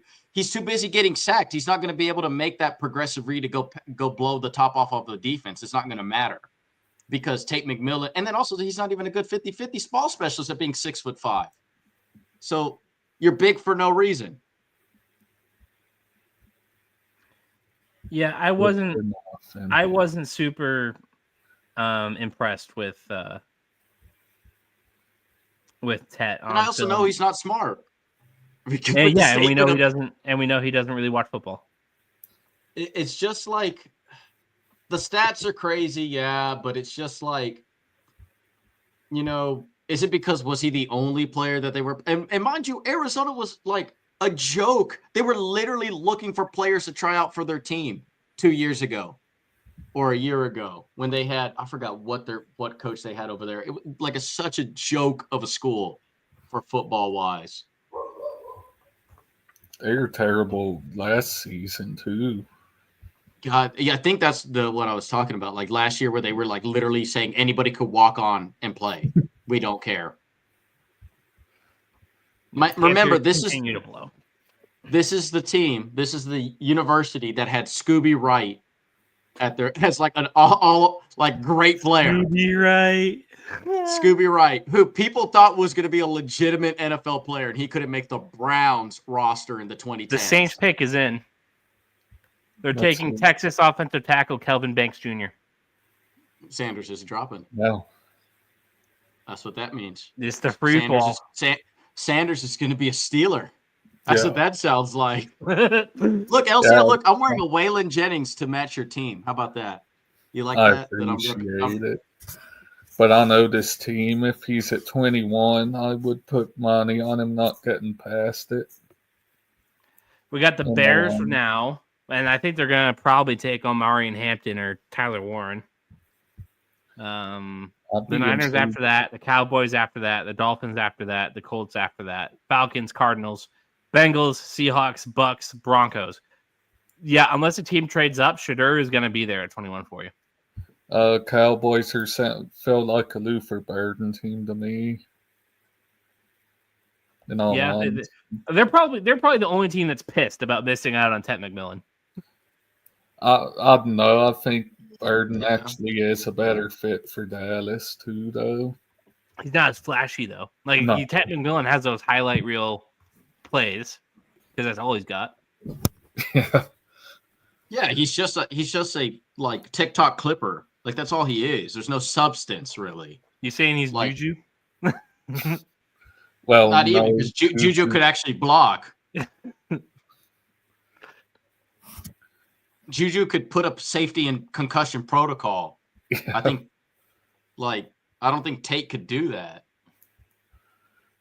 Juju got what's his name, dude on the Bengals that gave Antonio Brown CTE. Vontez Burfict. Got a massive block on Vontez. Raiders legend Vontez Burfict. Fine for. Gerardo, did he knock anybody out when he was in Oakland? I was hoping that he would knock out our fucking organization, but that unfortunately did not happen. He was too busy getting football players' heads off and not our owner. Well, now you have Tom Brady in the building. Don't you already feel how much better it's gotten? With big additions like Geno Smith and Ashton Jeanty? I mean, okay, in all honesty, like what the Raiders are doing right now is very much like putting a Band-Aid on a bullet hole situation. Like, yes, we have stopped nice the bleeding. Morgan reference. I'm glad we could fit one in there. But what are we doing once Pete Carroll is gone? What are we doing once Geno Smith is gone? Like, this is a very great year to a year and a half plan. What are we doing after that? Like, that's kind of the thing. Like, and that's what's worrisome because there's no sense of direction after that. In a division that's very tough on top of that too. Everybody and their mama has their quarterback of the future in the division. We don't. You have Geno Smith. What did he just say, Elsio? What did he just say? I'm sorry if my microphone still isn't working well, Elio. I don't have some on the point he was making, huh? You know, way back in the day when I saw Geno Smith ball out for Seattle one time when I forgot when it was, when he was doing like a really good job. One of my hot takes was that he was going to be a Steeler. That after Russell Wilson, looking at retread quarterbacks, like that. No, fits. But back then, when he was throwing for 4 G's a season, that actually wouldn't have been a bad pickup for y'all from after Ben Roethlisberger. Like in all honesty. No, but instead we wasted 2 years on Kenny Pickett. That I love Kenny Pickett, but that was not the team. Hey, I was a big Kenny Two Gloves guy. Adored him. But the funny part is But the funny part is that for the Steelers that year, it was between two quarterbacks that both suck. Yeah. And it was between the one that sucked worse, arguably. I wanted Willis. Yeah, Malik Willis. Yeah. God, he blows. He had a decent game in relief. I don't know if you're seeing the live footage of it. The offensive tackle for the Saints, his mom has a picture of him on a shirt that says the pick is in. He's about to be a bona fide bust. That's crazy. There's no way. Okay, Derek Carr has prayed for all of us. I think it's time we pray for him. Yeah, it'd have been great if he would have, like the Raiders organization would have never got rid of the best ever quarterback they've had. Oh, I wonder who did that. Okay. The guy who also got rid of our good running back. The Bears pick is in. Tyler Warren is not the first tight end taken. They're taking Colston Loveland Loveland? here. Okay. I was nodding because when you said Tyler Warren, I thought you were going to say he's the pick. Very confused. Tyler Warren's far better. I don't understand. But here's the thing with Did they not have Colston. Komet? They don't have Dalton. They don't have Komet still there. They do have They do, command. I believe they do, Gerardo. That's a very good point. Bears. I'm sorry, you're not Tom Brady, and you're not throwing to a murderer and Gronk. Like what's going on here? Like Yeah, they that's had not- Cole Kmet on the roster. They also had Durham Smythe. Durham Smythe is a non-factor here, but they do have Cole Komet. They're just out here disrespecting Durham Smythe. No offense Like, to what him are- and his family if they see this. I mean, Komet's such a better Komet is like a watered down Mark Andrews, which is still a relatively good player. Don't The talk problem- to Ravens fans about Mark Andrews right now. His hands were wet. What can he do? How about this, Ravens fans? If y'all had an actual receiver, you wouldn't be worrying about throwing to a tight end. Yeah. They have Rashad Bateman. No, Go they have for receiver Legends. playing quarterback. I'm just kidding. I'm sorry. The No, narrative yeah, is they dead. need to. I'm Yeah, kidding. they need I'm to take their best kidding. receiver out of the backfield. Yeah, if you drafted an actual quarterback, Lamar Jackson could play wide receiver. Like that's what it would really be, and that we would have worried about dropping passes. Yeah, like we wouldn't have this problem if you guys would just stop running the fucking Wildcat. This, like, what does Loveland do for like Caleb Williams? Like that's not what your offense needed for him. Another tight end. You already had a receiving tight end. But they already built that O line. They went and got Joe Tooney. They went and got what's his name. The pick is in for the 49ers. They're taking Joe Tooney, Georgia edge Jonah- rusher Michael Williams. For who? What team is it? I'm sorry. The 49ers. Okay, What good. do we Yeah. think about that? God, so Jalen Walker's still not off the board. No. Not Um, even the second edge off the board. who's the other? Jaheed Campbell is still on. Jahad there. Campbell, I really liked. Yeah. Yep, he's a really good player. Tyler Warren, Shadur Sanders. Shadur's fallen. Like this is gonna be the Lamar Jackson situation. There's gonna be a team that comes in at the end of the draft, so that way they can make sure to get a 5th-year option on him. So Elsio's not getting Shadur Sanders. The Steelers are gonna trade back in. Oh, they're gonna take somebody else and then trade back in. Yeah. How many picks you guys got, Elsio? Oh, let me look.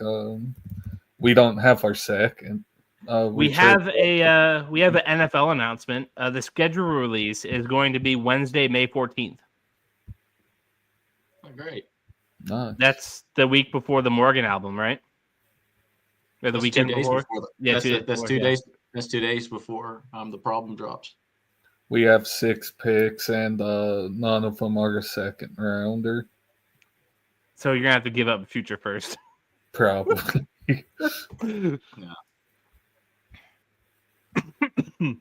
Joe Just- Tooney, Joe Jackson, Drew Dahlman, Grady Jarrett, David. No, I don't know how to say that dude's name for the. They Back got to Ben Yard. Johnson. No, it's an edge player. I mean, like, but what did Ben Johnson do with like? Oh, Darnell did he Wright. even- Yeah. Like, did he even use tight ends like that in Sam the Laporta. Lions? Sam Laporta. was good, but he And didn't what's have the other guy? Brock Wright, What? whatever his name is. No, because Hawkinson, right? No, TJ Hawkinson got traded from. Yeah, them. he got traded. Yeah, it was Laporta and it was the other guy. No, it was basically a one tight end offense once they got Laporta, though, wasn't So it? he essentially says that I don't believe in commit. That's Yeah. Trade him to the Steelers for nothing. if anything, he's just gonna stay there until his contract runs out. Yeah. That's all they're gonna do with him. I've Good job, Bears. I've still been shocked that Loveland went over Warren. I just think Warren's so much better. I agree. Yeah, Like, like it's that's not even close to me. I think that is a massive drop off. I do think Tyler Warren is a much better. Yeah, I mean, he's a top player for me. I love the dude. All right, guys. What is the best pick of this draft so far, and what is the worst? The worst. I'll go to best first. I like the Campbell pick. Protect your guy. Yeah, I would probably say Campbell for the Patriots is probably the best pick because it's simple, smart. You didn't overthink nothing. You can go second place, probably Jacksonville, trading up to go get an elite level player. Especially if you don't believe, because if you don't believe that type of player is going to be available next year, then that's okay. I'm okay with that. Even if, let's say they do suck, but Trevor Lawrence, if your quarterback's good, you're not picking in the top picks like that. I don't truly believe that. It's very hard for your quarterback to throw for 4,000 yards and you're picking in the top 5. That doesn't make any sense. But I did the worst pick, Jets. Jets. I think. I've seen this movie before. Not a Membu guy. It's just the Jets being the Jets. I've done seen this movie before, man. I don't love this start to the Ben Johnson era. I don't love the Loveland pick. Yeah, that was kind of suspect. Ted at 8. I get it. They want to adjust the receiver, so I'll give them a bit of a pass for that. Chicago didn't even need a tight end. There's not been a ton of super puzzling picks. What are they doing? But Colson Loveland would be the one. Yeah, that was the only one that didn't make any sense because that team didn't make you you're still the worst team in that division. Yeah. And he didn't, and it's also long-term plan wise, right? Even let's just say that what's his face, the quarterback, the essentially rookie quarterback that the Vikings are going to roll out this year sucks. That team is still loaded with talent. Yeah. It doesn't matter. So they're all set with that, and it's great play calling. You have a good head coach, and everything's still there. You have an unproven coach. You have an unproven QB. You don't really have weapons like that, and you just got yourself a weapon that you already had an above-average starter at. It's you might as well drafted fullback at this point. It's long-term wise, how many times has a tight end really changed the bar in a first-round pick? And then also long-term wise, TJ Hawkinson went to a different team. On top, same thing with the Travis Kelce, 2013, was he a first-round pick? No. Travis Kelce wasn't a first-round pick. No, I'm trying to think back what first-round tight ends have really changed the team's dynamic that much. Brandon Pettigrew was a first-round pick. Gronk was a second-round pick. Exactly. It's not for nothing. Yes, do we Tyler Eifert for the Bengals? Did he really move the needle for them when they drafted him like that? Considering that's the first time I've heard his name in years. Brock Bowers? Bowers is potentially, but also look where the Raiders are picking at. We were picking 6. Did he? Trey McBride was a second-round pick. Then let's see how good my knowledge is. Kyle Pitts, that hasn't worked out at all. There you go. Okay, next. TJ Hawkinson got traded. Got traded and didn't improve the Lions when he was. Hayden Hurst blows. Okay, thank you. OJ Howard couldn't stay on the field. Mm-hmm. Evan Ingram got traded. What I mean, look at the Hunter Bills Henry tight for the end. Chargers was a second-round pick. Wasn't the Bills tight end a first rounder? Dalton Kincaid, yeah, I just kind of blew over him. But Eric Ebron sucked. Another Lions tight end. Eifert was good when he was healthy. Respect, but he didn't. But he also. Ebron. I'm not saying these players are bad. What I'm saying Jermaine is Gresham, another Bengals tight end. Brandon Pettigrew, Dustin Keller, yeah. Greg Olson, but for the Bears got traded. Vernon Davis for the 49ers. I'm willing to hear that.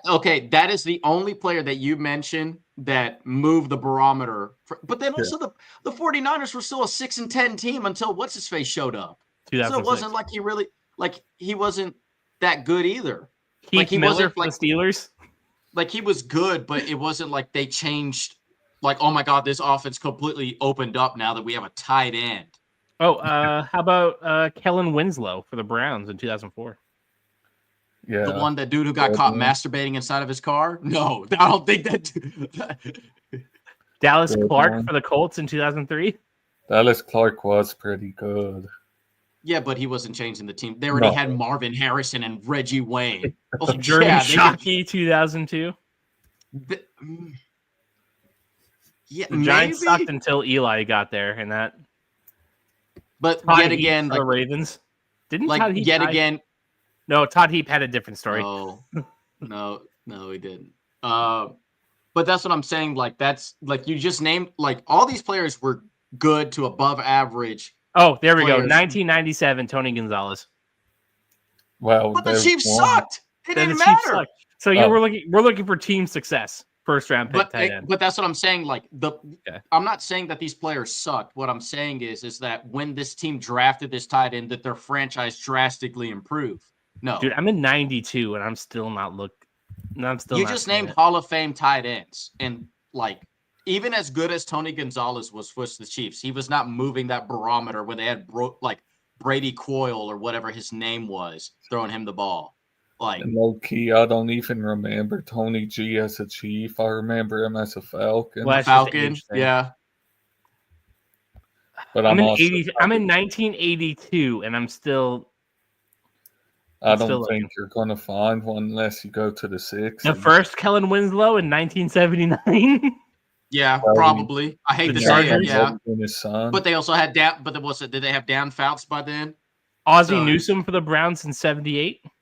He only changed it. He only changed it because he helped literally build that organization to be successful to it is today. So Russ Francis in 1975 for the Patriots.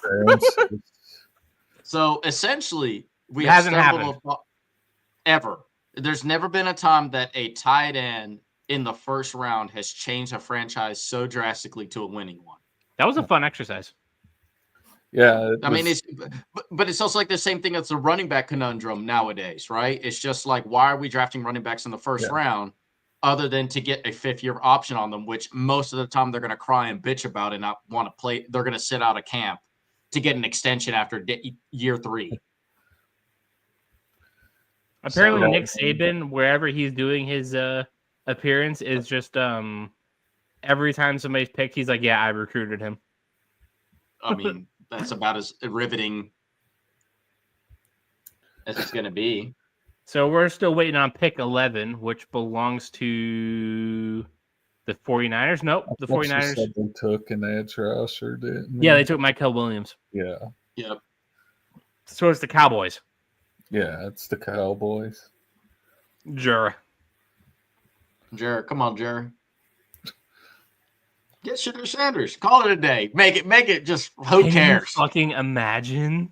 The place would blow up. People, I mean, why not? I think Cowboys fans would view it as a net positive if they could trade that terrible Dak contract.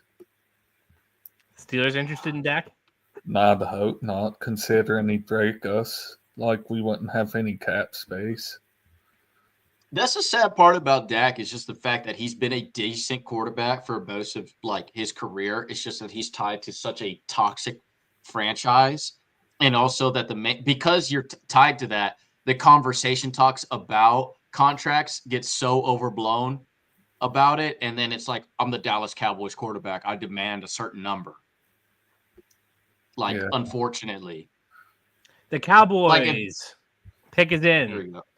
They are drafting Alabama offensive guard Tyler Booker. No Luther Burden. All righty.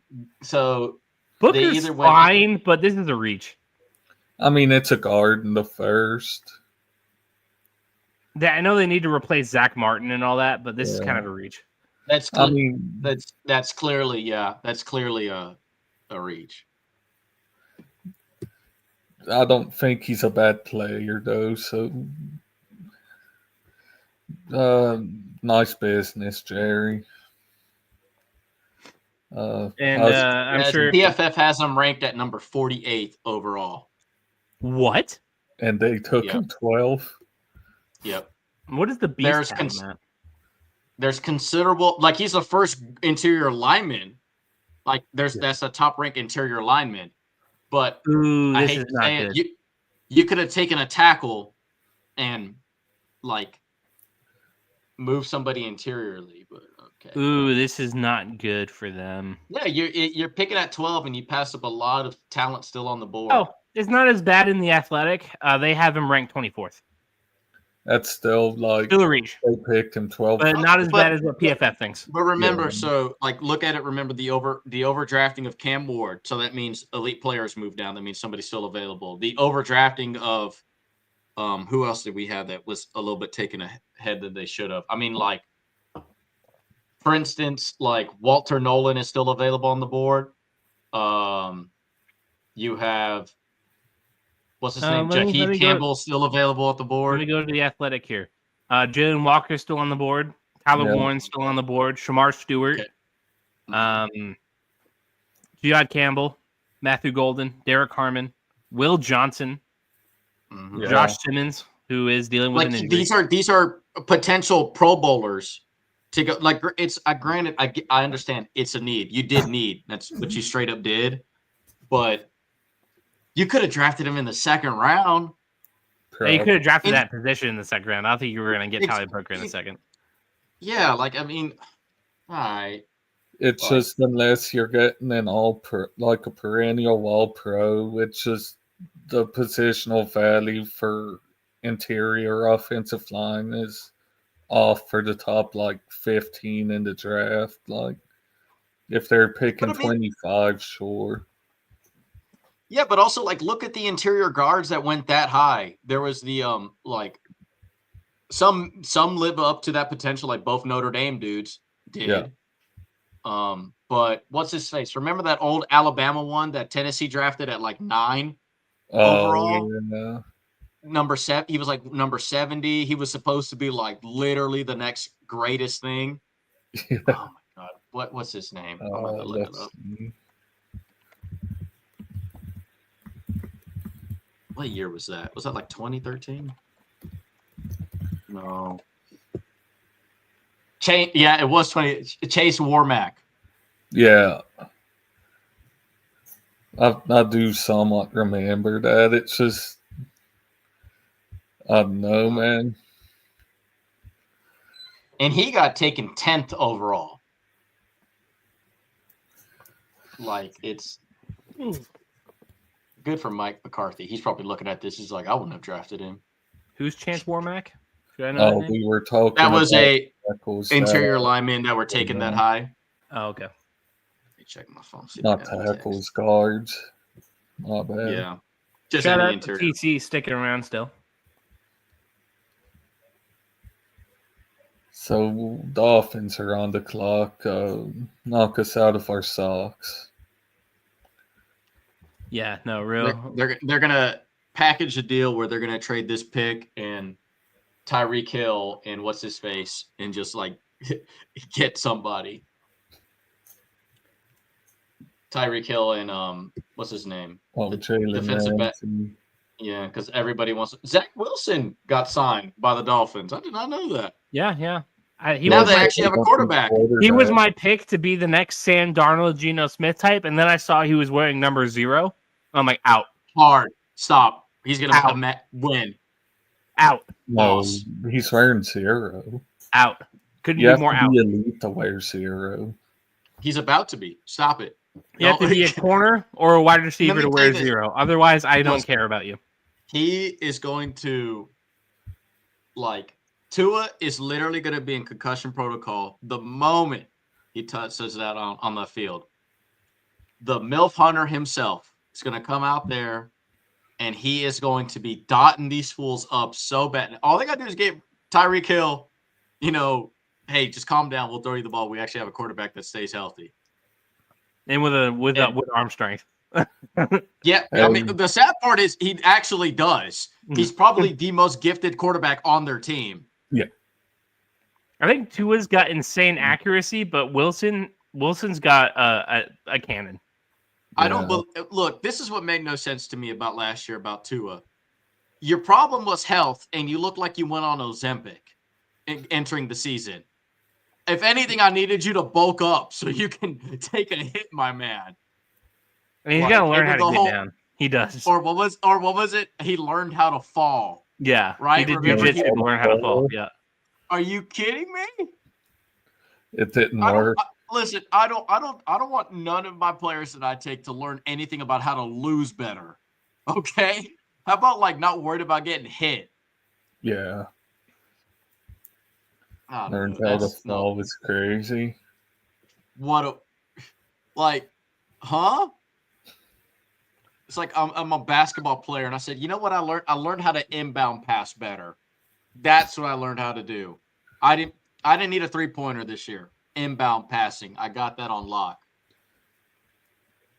Yeah, I touched up on my bounce pass, speaking of.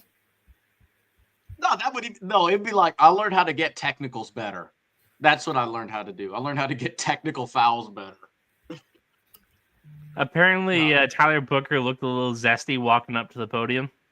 I didn't see. Oh, wait. Yeah. Good for him. Hey, if you want to look zesty, look zesty. You just got drafted.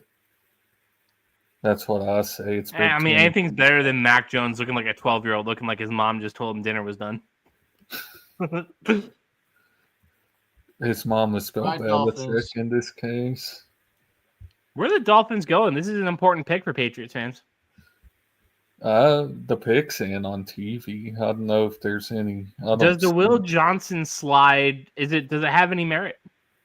They should take him, honestly, because teams don't want corner. They're unironically starting Storm Duck at corner. Like they need to get a corner in that building. Yeah, I mean, they lost Javon Holland too. They lost a lot. Golly. This team Teron Armstead, Calais Campbell, Raheem Morstead, and Javon Holland all gone. Raheem Mostert's on your team now, Gerardo. He's backing up Genty. No, he's starting. Stop it. Don't say that's such a Pete Carroll guy. Can you imagine Raheem Mostert like looking at Ashton Genty, Heisman winner, like, sit down low, bro. I got this. Yeah. We'll put you on the heavy back set. You're my fullback, bro. Lead the way. Exactly. Speaking of fullbacks, do you think Cole Kmet gets the Madden style bump down to fullback? The Dolphins pick is in. They're taking defensive lineman Kenneth Grant. Fine pick. Not a corner. Is he even the best? Is he even the best D tackle there? No, because that dude the Georgia dude already went, right? I mean, Walter Nolan is still available. The Athletic has Kenneth Grant ranked higher than Walter Nolan. So I guess to each their own. Derek Harmon's still there. Yeah, he was ranked 21, and he was picked 13? Yep. Yeah. Okay. Who's the PFS top boards? Like let's run through the top. Travis Hunter, Abdul Carter, Asheen Janty, Tet, Mason Graham, Will Campbell, Walter Nolan, Starks, the tackle from Missouri, Mike Green. That sounds like a creative player name. The Colts are taking tight end Tyler Warren. They ran that pick in. Yeah, I mean, to play quarterback? Who's throwing him the ball? They don't for real. But if they're going tight end anyways, they won the draft by getting Warren instead of Loveland, like they should have. I'm a big Tyler Warren guy. I am. Yeah.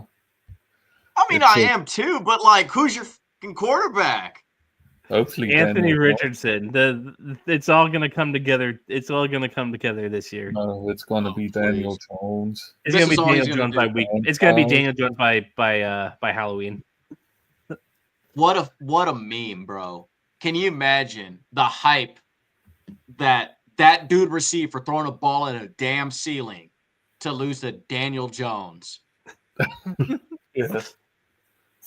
My favorite analysis was from the Raw Room. It's Darren Bates, and then there was the old corner from Atlanta that his name was Collins. He was from LSU. They're on there, and Darren Bates goes, does that prove that you could throw a ball at the ceiling? I could do that. There's nobody open up there. You're never going to do that. There's no NFL player that's going to be in the ceiling to catch a ball. Who cares? Well, if they die, maybe. Throw too many you're right. So that dude from the Bills, when he's on the ground, his spirit can catch the ball. Is that what you're telling me? I think that would be a pick because he's a defender. If they were just going to throw a pick, yeah. I'm not even going to get into that whole situation about how he's always comeback player of the year because he died once. He died once. Big whoop. Listen, dude, you die twice and come back, I'll listen. Yeah. Listen. We have a whole holiday for a dude who did it. All right. The tomb was empty. It's just. I mean, but also, what is this narrative about him? All the time, oh my, he made a tackle. He lived to see I'm just another gonna write this. Before he died on the field, DeMar Hamlin was a dirty player. He sucked. He was headhunting Patriots receivers. I watched it. I just want to put it out there that it was a big shock when I was sitting there. Everyone's sitting there worried about him, and they cut the commercial, and all you hear is Whopper, Whopper, Whopper, Whopper. I was like, damn. I was like, this guy just died. I hate that commercial. About Whoppers. I hate that commercial. Has never recovered since then. But he's got a job for life in the NFLPA. Oh yeah. Oh my god. You know, that Beth I once died, and I could tell you, that's gonna be. Oh my, he's gonna have a New York Times best-selling book. The tackle I missed. The tackle I missed. Some dumbass title to that. Oh my gosh. I'm gonna ask ChatGPT. Write the title for DeMar Hamlin's book. DeMar Hamlin's. Left my life on the field or something. Left my life on the field, yeah. Put it all on the line. How I put it all on the line. The DeMar Hamlin story. All right, let's see what ChatGPT comes up with. That was during fantasy championship week too. I remember that. Oh my god! And the fact that him and Tua hit each other at one time, and the whole meme of somebody's not coming up from this. Tua's head versus Hamlin's chest. Which one will give out first? Coin flip on that one. I'm telling you. The team doctors got paid extra on that game. I'll tell you what. They look forward to that matchup. Oh my fucking god! I don't know if the Pat McAfee show is memeing right now, but they're showing his passing highlights for Tyler Warren at quarterback at Penn State for the pick. He might do better than Anthony Richardson back there. You guys ready to hear these? Tell me, please. Number 1, Heart of a Fighter. Yeah, okay. Number 2, Still Standing, the DeMar Hamlin story. Yeah, that sounds like what. Number 3, One Beat Away. One beat away is crazy. Number 4, Resuscitated, My Second Chance at Life. Number 5, From the Field to Faith. From the field to faith. Faith, yeah. Wow. Number 6, Chasing Purpose. Number 7, The Comeback, Beyond the Game. Number 8, More Than a Game, the DeMar Hamlin journey. Yeah, that's one. It's gonna be something like that. Number 9, Pulse, a story of survival and strength. Pulse is insane too. Number 10, 3 Seconds to Live, Forever to Inspire. In parentheses, a nod to his jersey number at the moment of collapse. At the moment of collapse. Jesus. ChatGPT's memeing on that, man. Yeah, he cooking. All right, who's on the clock? Atlanta? Yeah, Atlanta. They'll take Sanders. Yeah. They need to prepare for life after Michael Penix. Yeah. Have to. The Atlanta Falcons. We mocked to them an edge rusher, I believe, Elsio. We did, I believe, yes. Which one? Do you remember? Stand by. I'll pull up my Google sheet. No, we gave them Chade Barron. Oh, yeah, the corner. Yeah. Nah, Will Johnson's still on the board, so no. Yeah, Will Johnson is still on the Will board. Johnson is on the board here. Who did we have him going to in our mock? Because he was gone. Miami. We had Miami taking him. They should have taken him. Well, they lost Grady Jarrett, but both interior D line. Well, no, Walter Nolan is still available. Walter Nolan's still there. That wouldn't be a bad pick for them. It's Atlanta. They're gonna fuck it up. They're They're gonna going draft to. this guy that we all love, and he's just gonna be shit. Shador Sanders. I think Atlanta. We don't love is- Shedeur Sanders in here. Atlanta Shedeur Sanders. desperately needs Taking another Sanders. Atlanta desperately needs a tight end. They don't have a good one on the roster, Yeah, they just have a wide receiver. and he's But not they- even good at that. But the thing is, like, I don't know if Michael Penix is the type of quarterback. Like, I knew that them getting what's his face, Kirk Cousins was not the move because the receivers that they have there are not Kirk Cousins receivers. No. Kirk Cousins does really well with, like, if you've seen like his success, it's never been big body type guys. Like Atlanta has a basketball team playing wide receiver. Like they have a whole bunch of like 6'5s, like guys who could box you out. And Kirk's game was never that. Shiloh Sanders is what he means. Yeah, that one. Shiloh Sanders. Cam Is Ward to Shiloh the Sanders Titans. even in the Travis trial? Hunter to the Jags. Tyler Warren to the Colts. Stop sleeping on the AFC South. I retweeted it, and I'm like, I genuinely can't tell if this is a shit post or not. Let me tell you this. That post gives me melatonin. 100%. Yeah, I'm asleep. I'm Like- sleep. The AFC South is one of the worst, if not the worst division in all of football. It's gonna take a lot more than those guys to fix that. Yeah. Like CJ Stroud wins by default because the rest of the division sucks. Like, and he didn't have a good year this year. Yeah, he was a disappointment. That's all I can think to say. I mean, the only reason why I wish on CJ Stroud's downfall is because to prove my point of the quarterback class of last year or 2 years ago was that I thought all three of them were more likely going to be busts and none of them were going to be successful. I agreed. I did.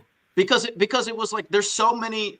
You had to have so many outliers to happen at once. So the shortest quarterback ever to be drafted in the first round was going to be successful.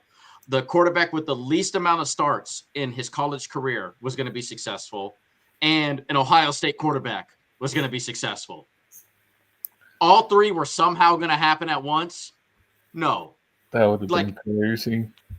Yeah, it was just like the whole, like, the college start thing. Like, I knew AR5 was going to suck, Anthony Richardson, because it's just like the dude had as many starts as Mitch Trubisky.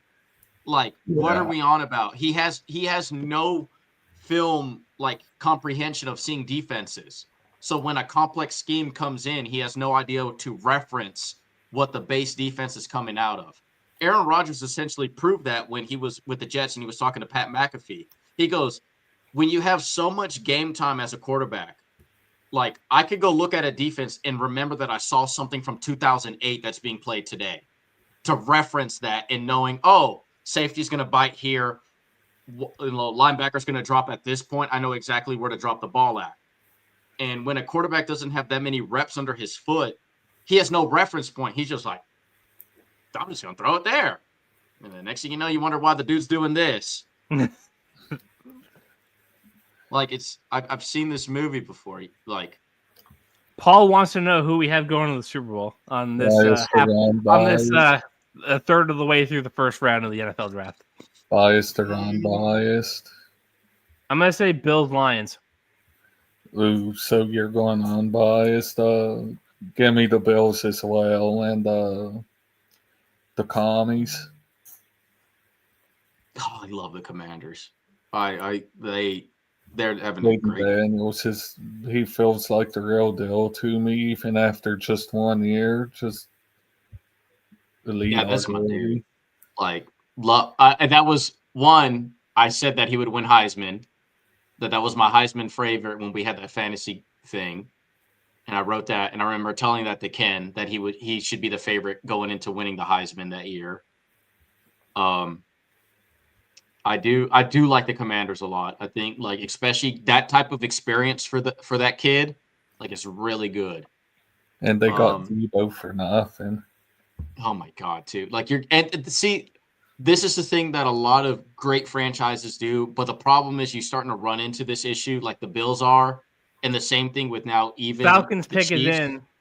They're taking defensive end Jalen Walker. Good pick. Steal. Good pick. Steal. Yeah, good pick. Oh, somebody wants to argue with you, Gerardo. Uh-oh. What did they say? Who was going to win it that year? What year was it? 2024? Last year. Yeah. Last year's Heisman winner.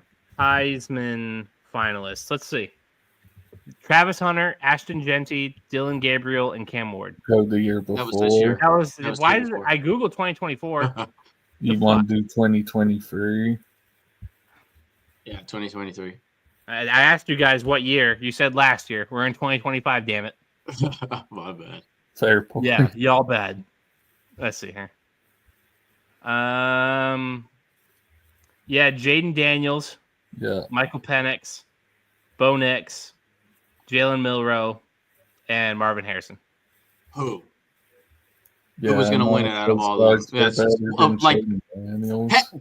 Stop. One of them threw for 5,000 yards and the other one didn't. I like Penix a lot. I do, but no. Stop it. Out. Yeah, what are you typing up, Elsio? I was just seeing the stats. I don't think any of those guys. It's not even close. Yeah, it's not even close. That fourth round pick. What fourth round? What fourth round pick are you talking about, Joseph? Anyways, back to this Heisman debate. Because my whole thing is right. One, he played in the SEC and threw for 5 Gs. Yeah. Penix played against the whatever the hell Pac-12 was even back then, which, mind you, was the biggest joke out of the Power 5 schools. No defense in that conference. I remember exactly. that. So like and then on top of that, I would have taken Bo Nix over that. Yeah, if we were going to talk about players and Bo on that Nix side. Played in the Pac-12 too. Mm-hmm. So like he was supposed to win the Heisman. Yeah, it's kind of like one of those years like Jalen Milroe was not going to. He's only doing it because he's on Alabama. Yeah, like that's really what it was. And I mean, but also his competition wasn't that deep that year either. Like it was he had a great player too. He had neighbors. Grant and mind you, team success does relatively matter, but like it's very much like if you out of all the weapons draft we picked. He probably meant 4th overall pick, probably not 4th round pick. Yeah. I hate to take so much. Will Campbell was the pick. Like that was the pick to make. Yeah. It's just like it's just kind of like what. Like eat your vegetables, really Joseph. Eat your vegetables. Take your socks for Christmas. You needed it. Listen, you can't. It's great. People would say, "I can't pair a side. I can't if I'm going to eat steak. I don't put steak as my side." It's true. Like you're eventually going to need a potatoes. There you go. Back on track. Pac-12 had their best year in decades. Not offensively. Yeah, but did they win a national championship that year? Because I'll tell you the best team that like the Pac-12 in decades. Yeah, because it's been crap. But nobody had ever won QB of the year and not won Heisman. So are we arguing that maybe Michael Penix didn't deserve QB of the year? I mean that's a better argument. That's literally a better argument. Like Michael Penix was undeserving of that. Daniels probably deserved it. And then on top of that too, like what? I guess like the main argument is what? Like Michael Penix took a team that nobody projected to go to the national championship. That's all it really was, right? He was pretty good. Yeah. That's all it really was. Like No, but neither did the SEC. No, because they didn't win the national. but the main argument is that what is it that he threw for 5,000 yards in college in the SEC. Michael Penix couldn't throw for 5,000 yards in a league where they don't even defend the ball. Like, are you saying he's having better team success? Sure, but that doesn't mean you're a Heisman. Because if that's the case, what's his face at the Vikings should have won the Heisman that year from Michigan because he took his team undefeated. Yeah. McCarthy. Shout out to Michigan, by the way. Fuck Michigan. Hey. Go Gophers. Oh, yeah, I was about to say, what did they do to you? But that makes sense. Ski you ma. How about them Gophers? I kept those receipts, Gerardo. I told you we was going to teach you Big Ten football. I was shocked to hear you say that at first.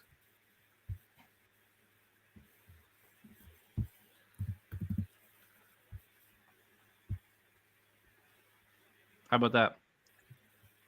Okay, well, how come no other quarterback throws for 5,000 yards outside of him and Joe Burrow then? LSU power. That's what it is. LSU power. I hate to say it because if that was the point, then every quarterback in the SEC would throw for 5 Gs. 5 Gs. We're talking about 5,000 yards passing. You know, that's so much. That's a lot in the NFL. That's so much in college football. Yeah. Like that. Like, how you not comprehending that? That's like if Patrick Mahomes threw for 6,000 yards in the NFL nowadays. Like he's gonna win MVP whether he wins the Super Bowl or not. Like, remember when Dan Marino threw for 5,000 yards in the 90s? That's insane. I was not born. Well, like, I'm pretty sure he won MVP that year, regardless whether or not his team had success. The Cardinals pick is in. They're taking defensive tackle Walter Nolan. Can't complain. Solid. Cardinals need the help. Top 10. Well, top 10 Johnson player. shouldn't be on the board still, but I can't complain. Yeah, Will Johnson is sliding hard. Yeah, it's a bit strange. But look what the Cardinals are doing defensively though. Like you're getting signed Josh Wick, Calais Campbell comes back, and they have Dalvin Tomlinson now, and you just got Walter Nolan. Like that's a pretty sick, nasty front seven. Their coach is from the Eagles. Yeah, the defensive coach, and look how the Eagles won their Super Bowl was through the trenches. Like that's how they won. Like, and look at the Eagles' defensive line; it's insane, sick. Who are you referring to as he, James? Jaden Daniels, I think. Didn't Jaden Daniels throw for 5?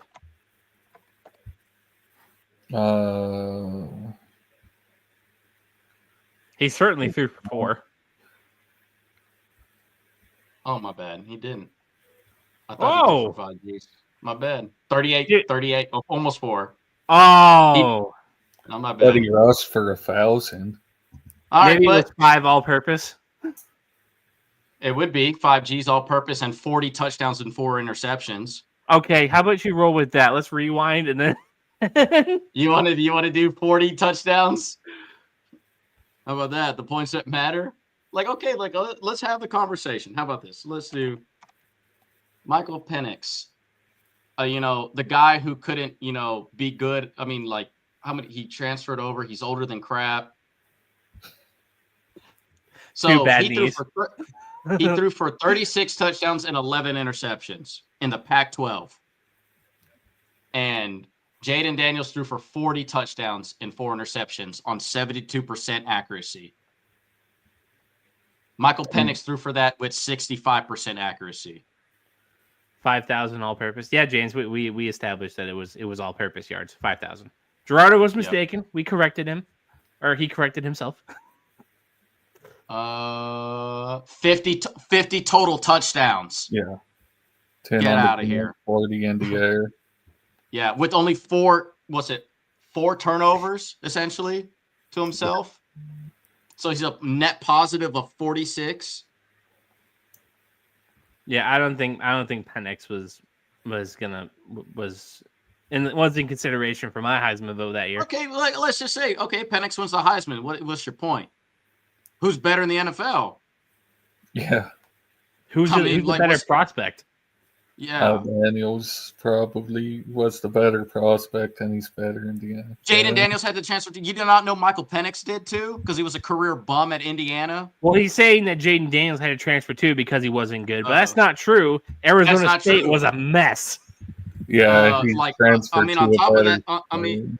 one of them was a 5-star quarterback coming out of high school and was a legitimate player. The other one ASU coach had like some. Didn't he get suspended from like coaching? Oh my God, just absolute moron. Absolute moron. I forget who that coach was for ASU before Kenny Dillingham. But even if we were to argue, so like Michael Penix should have won the Heisman. Okay, like, what's your point? Atlanta's a better team now because they have a Heisman winner on their team.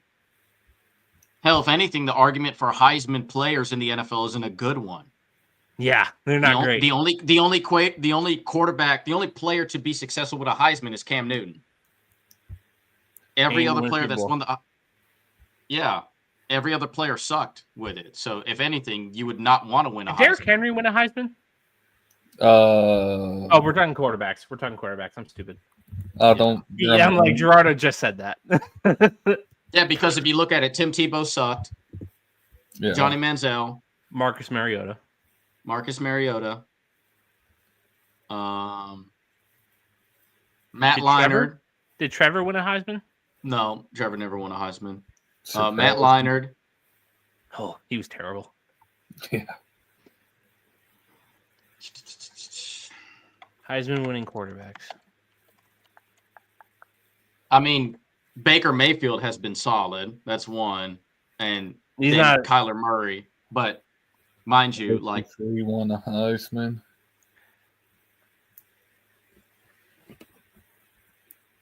I mean, but I was calling that too when he was also not good. So, I mean, are you just saying that I'm a better evaluator? I don't know.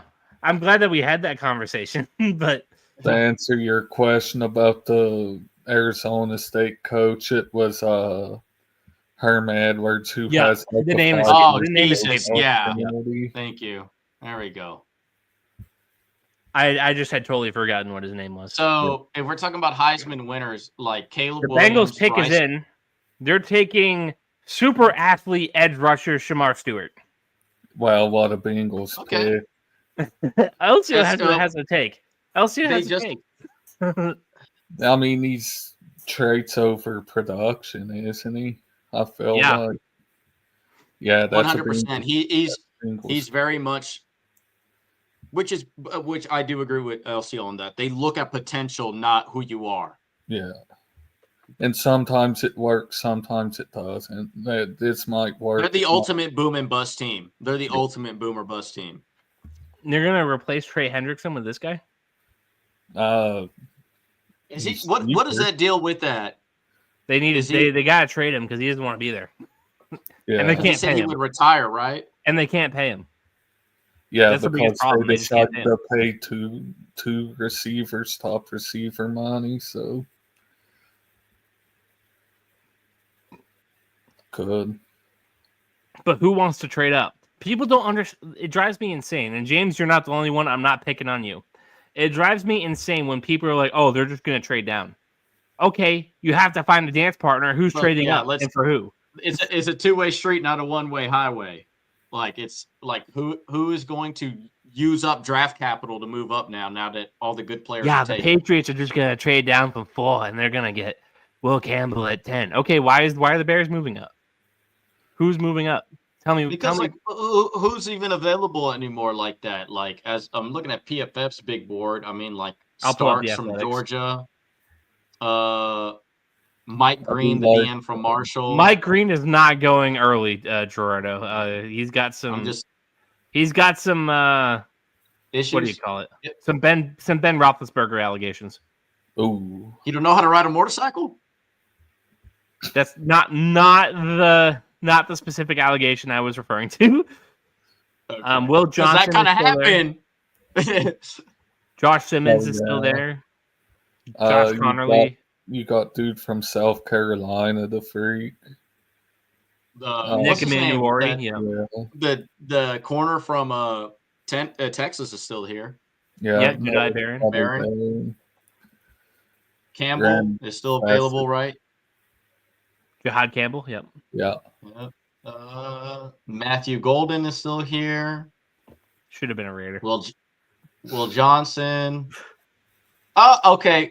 Daniel Jeremiah, who I like a lot, said that Tyler Booker, the interior lineman from Alabama, had him at 17 overall as a prospect. Oh, then not a terrible reach, and if that's the case. I mean, Ibuka is still available from Ohio State. I need him to drop to 24, and the Vikings got to listen to me and Mike Vrabel. Listen, buddy, we got to get up there somehow. Shamar Stewart has been taken. That's such a Bengals pick. That's right. I mean, the only better fitting pick would be James Pierce Jr. just because he has the character concerns. Well, at that point, just take Mike Green. Ooh. Yeah. Christ. Listen, if you want character concerns, it's right there. Yeah, it's some notable ones. I don't see Seattle trading down. There's got to be a tackle here somewhere that they need. Josh Simmons is still there, but he might not play till midway to the year. Well, you can tank. You can tank. Oh, yeah. You can tank? Yeah. They just paid Sam Darnold a Baker Mayfield contract to tank. Oh, that makes sense. Don't tank. Get a good. There was a funny concept that was shot around by Ian Rappaport, and it was on the Pat McAfee show, and it was so funny. Him and Daniel Jeremiah were talking about this. It was, can you imagine that there would be a new rule in place that you do not announce team acquisitions until the week 1 of the NFL season? So we would not know if players got traded until week 1, at all. That would be crazy. Like all of a sudden you were just there chilling. Is their left tackle. Abraham Lucas is their right. Okay, maybe they don't need a tackle. Maybe I'm talking out of my ass. Charles Cross is a good player though. Yeah, him and Abraham Lucas are their tackles right now. I guess they could go interior, which at that point, Gray Darnold, Cooper Kupp, Marquez Vatnscanding, DeMarcus. They could go Gray Zabel here. I think that'd be a good pick. I think they could go ahead and take a guard. Their tackles are good. Which I didn't know that. 2 guards and a center. That's brutal.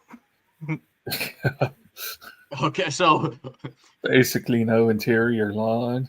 They're not running the football. That's for sure. And Sam Darnold. We got a great upstairs at this property, but we have no foundation. Yeah. Excuse me. I'm about to get another. But what? Here. What interior lineman? The only one I see is Gary Zabel from North Dakota State. I like Gray Zabel a lot. I think he's going to be a pretty good player. What else does Seattle need on this roster? Looking at defense, not wide receivers. They got a bit on receivers now. They're kind of old at they got DeMarcus Lawrence, Ernest Jones. That's very much a win now team roster assembly. Yeah, they just need to protect Sam Darnold. Yeah, especially with that division too. That division is a lot better on rushing the passer as well too. Yeah, especially since the Niners just got another edge rusher to pair with Nick Bosa. And also same thing. Didn't the Cardinals just do that as well too? And they just went heavy offseason acquisition on getting a completely new D line. No trade. Seattle's picking. We're just waiting on who. Just waiting on who. According to Jordan Schultz, 4 minutes ago, they were going to. Oh, I had it right. The Seahawks are taking Gray Zabel. That's a good pick. Shout out me. First one I'm right. Good pick. Well, we got the whole top 4 of the draft, right? Remember? Yeah, no, we started off hot. It cooled off, but we started hot. Yeah, they lost me at 5. I was thinking Cleveland was going QB for sure. Dude, Mason Graham and Myles Garrett are going to be fucking terrorizing whatever quarterback you pick, Elsio. Yeah. Yeah, I feel that. Dude, you are 2 picks away from having Shadur Sanders. Imagine Or Tampa took him. Jaheed Campbell. The Steelers need Jahad Campbell? They haven't signed what's his face yet. Watt hasn't gotten his extension that he wants. Oh yeah. Yeah, he's coming to the Patriots for a third. Tough. I think always wished him and his brother Tampa's getting played. Jahad Campbell. That feels like a Tampa Bay Buccaneers pick. Honestly, yeah. That or the corner Will Johnson, who's still falling. Yeah. Can you imagine the Broncos pairing up Pat Surtain and Will Johnson? No fly zone. I bet you $10. It must be a medical on him. Yeah, his knee is a ticking time bomb. That's what it's got to be. That's what, because most of the time that's how I always felt about if a player's dropping, that means somebody got a medical record and we have no idea what it's about. Remember Nakobe Dean a couple years ago? Mm-hmm. Yeah. I remember there's just players that completely drop because we don't know their medical history. I remember the Steelers got Darnell Washington in the third because apparently there's a report that his knee was a ticking time bomb. A ton of activity at the bottom of this draft with teams looking to trade down. Couple QB needy teams are making calls. Well, the Steelers better not be there's one of the teams making calls. There's 3 quarterbacks in question for that. That would be Jackson, Sanders, and Milroe. Yeah. Or if you want to be really cute, the one dude, Tyler Snow or whatever his name is. I had never heard of this dude until like 2 weeks ago. I knew of him because I did a report on him one time of him going to Texas Tech, and then he went to Oregon, and then he went to Louisville. Listen, if you're transferring that much and not having success anywhere you go, yeah, you suck. I'm good, bro. I'm good. Yeah. Especially on pass-heavy schools. Bro, stop it. Dude, he was born in 1999. He's damn near 26. What? There's that quarterback that was in the same recruiting class as Trevor Lawrence that's still playing in the NCAA. He got his 8th year of eligibility. Oh, I did see that. Oh, yeah. Good God. Dude's been playing since the Obama administration. Golly, man. Back in my day, we didn't have NILs. We just had a money bag. We had Hellcats. No, they have that now. Lamborghinis.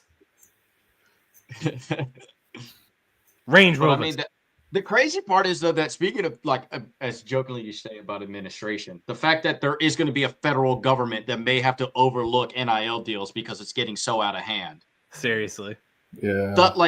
Nico opened up a big can of worms that is insane. Like, the sad part is when we were cheating before NIL, it was a whole lot more safer that way than it is now.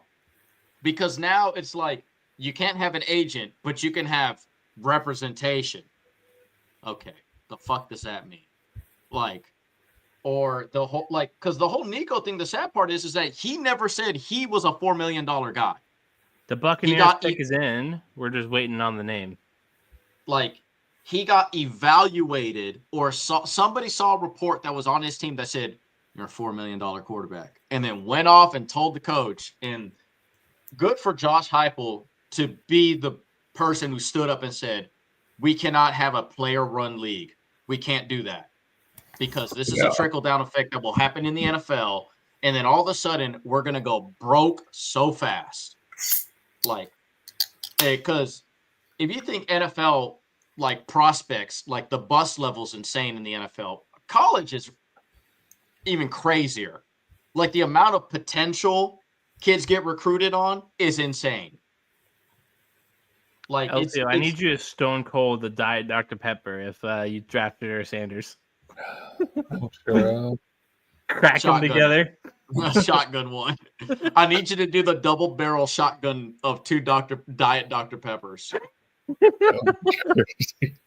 That, or go get, or better yet, Elsio, you know what? If they go get Sanders, you need to go get Fireball whiskey and then do like that with a Diet Dr. Pepper. Uh-oh. Here we go. The Buccaneers have drafted wide receiver Emeka Egbuka. Hell yeah. They going to Dude, trade Evans, Godwin, Egbuka. Well, Godwin's out for how long? Because he got hurt. Oh, he'll be okay. He'll be good for week 1.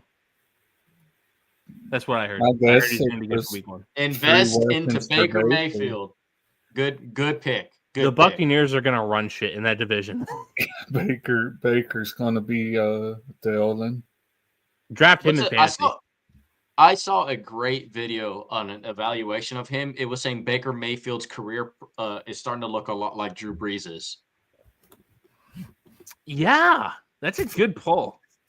They were saying like they literally almost had identical stats from their first. So when he was there, and then the big thing was when they had all the injury concerns and all that with him, that when he was a free agent, like all of a sudden he completely changed his game around. And that pivotal moment in Baker's career was getting traded to the Panthers, then to the Rams, and then it was like career rock bottom. You were a bum for the Panthers at one point, and then you were a backup in Los to Angeles. the Rams. Yeah. And then it was like, all right, like now you have to redefine yourself, because Baker always had good touch, and Baker always had that dog in him. That was something like the Browns fumbled in a great way could have been the reason, like they could have been the face of that. But the problem was that they surrounded Baker with not Baker-like wide receivers. Like Odell Beckham was not a Baker Mayfield receiver. Landry. Jarvis Landry isn't too bad as a compliment, but it was just like I love Jarvis Landry, but him and Odell Beckham were homies. Like that became the problem, was the fact, it's LSU all over again. I was about to say, didn't they go to college together? That's what it really was. But ultimately, like, look at Baker Mayfield, look at Godwin, and look at like Evans, and look how much better like Baker was with them in comparison to those two. And it was just like a whole bunch of overhyped BS that the Browns were doing, and then they invested into the wrong quarterback. Yeah, now they got to watch Baker do good while the rapist they replaced him with can't even play. Yeah. All right, the Broncos are on the clock. I think this is going to be Omari and Hampton. Been a lot of rumors that way. It would be, but we'll see. They could use the running back help, and they're they just got rid of what's his name? That was Pillsbury Doughboy in that backfield. Javonte Williams. But is Sean Payton a running back guy? Like outside of what's his name? He's gonna have Kamara 2.0 with this guy. Yeah, but like, is he like? I would think that. I think when it comes to Sean Payton, his offensive players, like he can get them anywhere in the draft. I think I really do think maybe the corner from Michigan is going to be the pick. That would be a good pick. What else do the Broncos really need? A career wide receiver. Sean Payton doesn't like any of the receivers there, to be quite honest with you. He's been trying to trade what's his face from SMU for the longest. Courtland Sutton. Oh, yep. Yeah. Trying to scroll through Benjamin Albright's Twitter to see. According to the Denver Post, they could use running back, receiver, tight end, defensive line / edge, and they got Evan Ingram in free agency for tight end. Yeah, but a lot of guys don't think that he's like the long-term answer there. Trent Scherf. Yeah, they didn't. I mean, Dre Greenlaw is their big linebacker acquisition, to say the least. He's an LB too. He's a complimentary guy. I mean, what they're just saying that they need a running back because Javonte Williams is gone. Big whoop. Well, they don't have anybody in that backfield. Yeah, their backfield kind of stinks. Yeah, nobody's afraid of Andre Estime or whatever the hell his name is. No offense to him. Or Jaleel McLaughlin. No offense to him either. The Giants have been trying to get back into round 1. So I think that proves that the Jackson Dart stuff was true. Yeah. That they really like him. Oh, yeah. I wonder if they'll find a dance partner for it. There are some reports that the Broncos are scrambling because the Bucks took the wide receiver they wanted. Oh, That means that good for them. That means I told you they don't have a receiver. They cared about that way more. Who's the best wide receiver left? Matthew Golden? No, they still have this. They're still the Misso Luka guy. Burden. Yeah, They're still him. Yeah. That means if they're scrambling, that means they I think usually how I read that is like that means that was their top pick, and then they had a whole lot of other players underneath that also got drafted. So like all these other positional players, and then there's such a drop off in wide receiver. Don't you hate that when you're in a fantasy draft and like you're just locked in on one guy and he goes right in front of you? Yeah, but then also like come up with contingency plans. Like that's why I always felt like it was just like no, yeah, I am like, building. Prepare for the worst. Like have backup plans upon backup plans upon backup plans because like it's just with like every pick, just add another player to your plan. Yeah. Because I don't know what other people are going to do. I know what I'm going to do, and so understand that like okay, like if anybody with a brain is going to take this guy at this pick, so like what am I? Like I'm not, like the draft isn't luck. It's like you need to understand that people are like other people are going to like this player too. You're not the only person who likes this player. You're not finding a hidden gem in the first round. No, there's no such thing as that. Like, Elsio, you gotta chug a Diet Dr. Pepper when Shadur Sanders gets picked. Like you gotta save that. I'm at a little more than half, I think. Just take it to the face, pour it all over. Let's go. At 21, I'm fine with the value there, honestly. Would you rather have Jackson Dart? Can Gerardo convince you? I mean, I think Dart has more flash. Oh, dude. If you're telling me Dart with DK Metcalf and George Pickens, you guys. Oh, stop it. Stop it. Pat Fryermuth and Darnell Washington. Those freaks at tight end. Oh, then you also have a running game with Najee Harris. Stop it. Najee Harris is gone. He's gone. Who cares? It's a running back. He was like selling it, and he's like, I don't care. It's a fucking running back. But it's a running back. But if you have a good one, I'm happy for you. If you don't, Jalen Warren's all right. Yeah. Kenny Gainwell. Let me tell you something about no trade for the Broncos. They're picking. Well, that means nobody was on the phone with them. And the Steelers are lathering themselves up right now. That means a reach is either about to occur. That means a reach is about to occur. Nobody wanted to trade with them, and the player they got took, the player they wanted got taken before them. So that means they're going to pick a player that's more than likely a player they don't want. You know, Belichick wanted Justin Jefferson, but then the Vikings swooped right in front of us, and he just traded down. He's like, "Fuck this." Yeah. The crazy part about that, I really wanted the Bengals to get him that year. Like I thought, like him and Joe Burrow, because I always believe that the Broncos are taking defensive back Jahdae Barron over Will Thompson. Okay. Yeah, I mean that's not. It's what's your favorite flavor of ice cream? Is it French vanilla or vanilla bean? Either way, it's the same thing. French vanilla, for sure.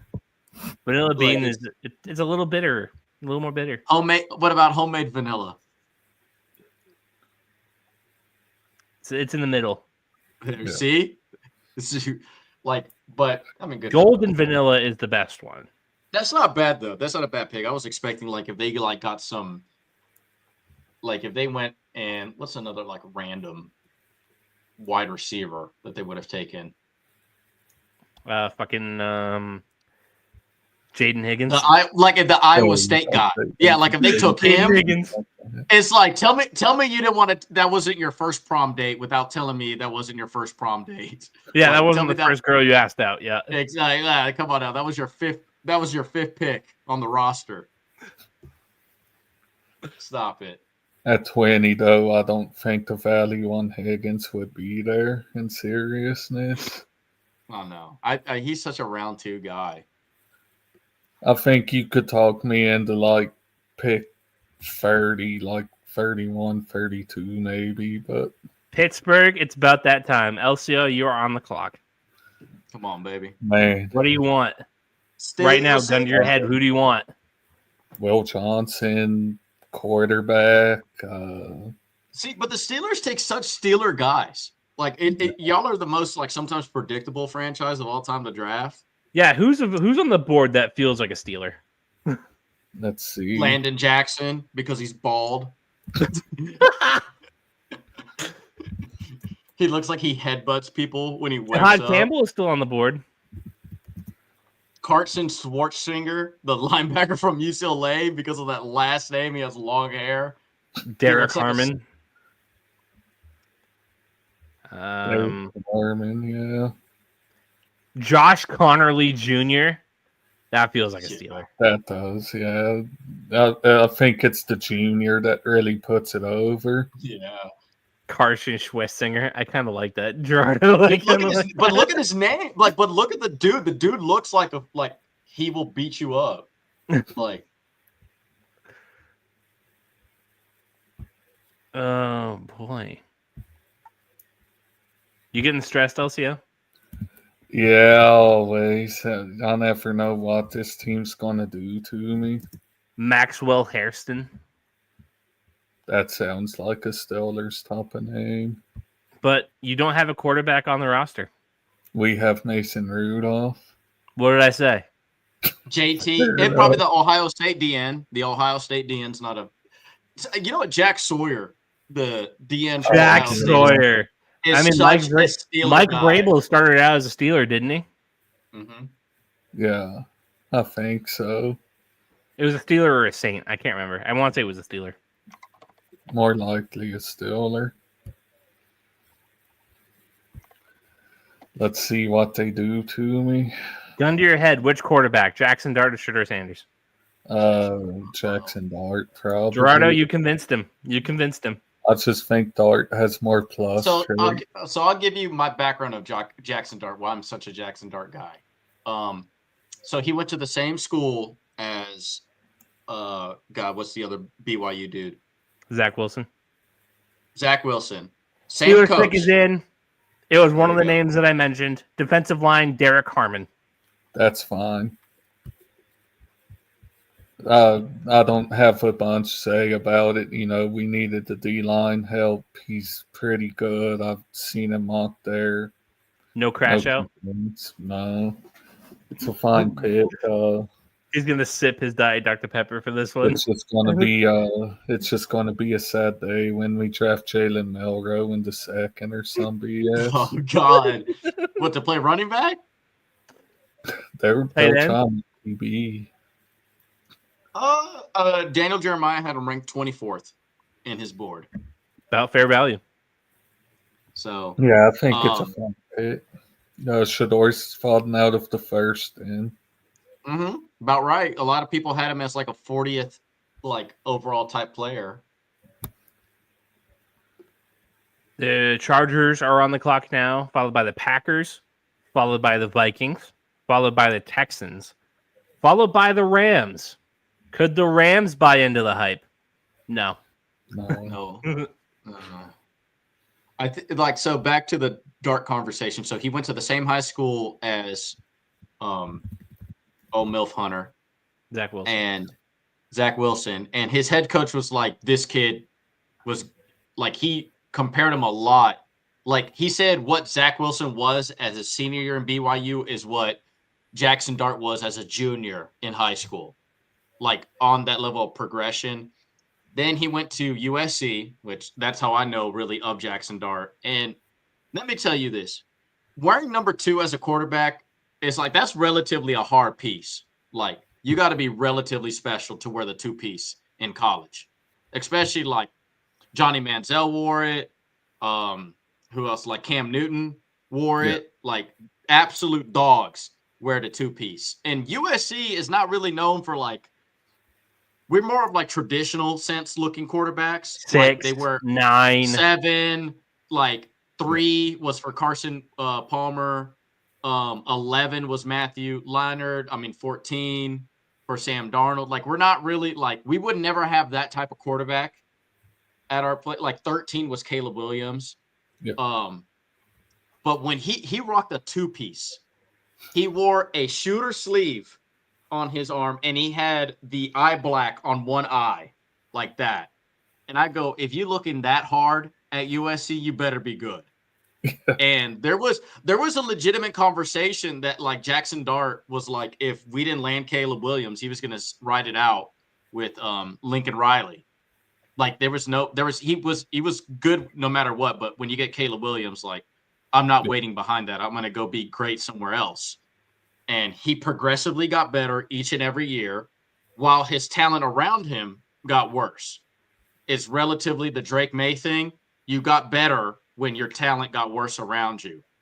And which means that it isn't the system that you're in, it is you. And Lane Kiffin's one great offensive play caller. Yeah. And I think Jackson Dart is very much got that dog in him. Like, I really do think that he's a very good player. How Tristan do I wants to know. feel? I think it's a fine pick, position that we really could have used the help at. Fair value. I'd seen it mocked before. I was kind of in the mindset I thought we'd take QB, but I guess it's just not a pressing need or one we want to address in the first round of this draft. Nothing really negative to say. I'm excited to see how he does. It'll be fun. Well, I think it's very much like he doesn't. Your organization tends to not like to create headaches for themselves. Yeah. Like they're not one. Did they draft George Pickens? No, but not. We're talking about first rounders. We're talking about first rounders. Oh, I think when you're but also the Steelers have a history of drafting great wide receivers that are not in the first round. Like their whole MO has been that throughout their history of that organization.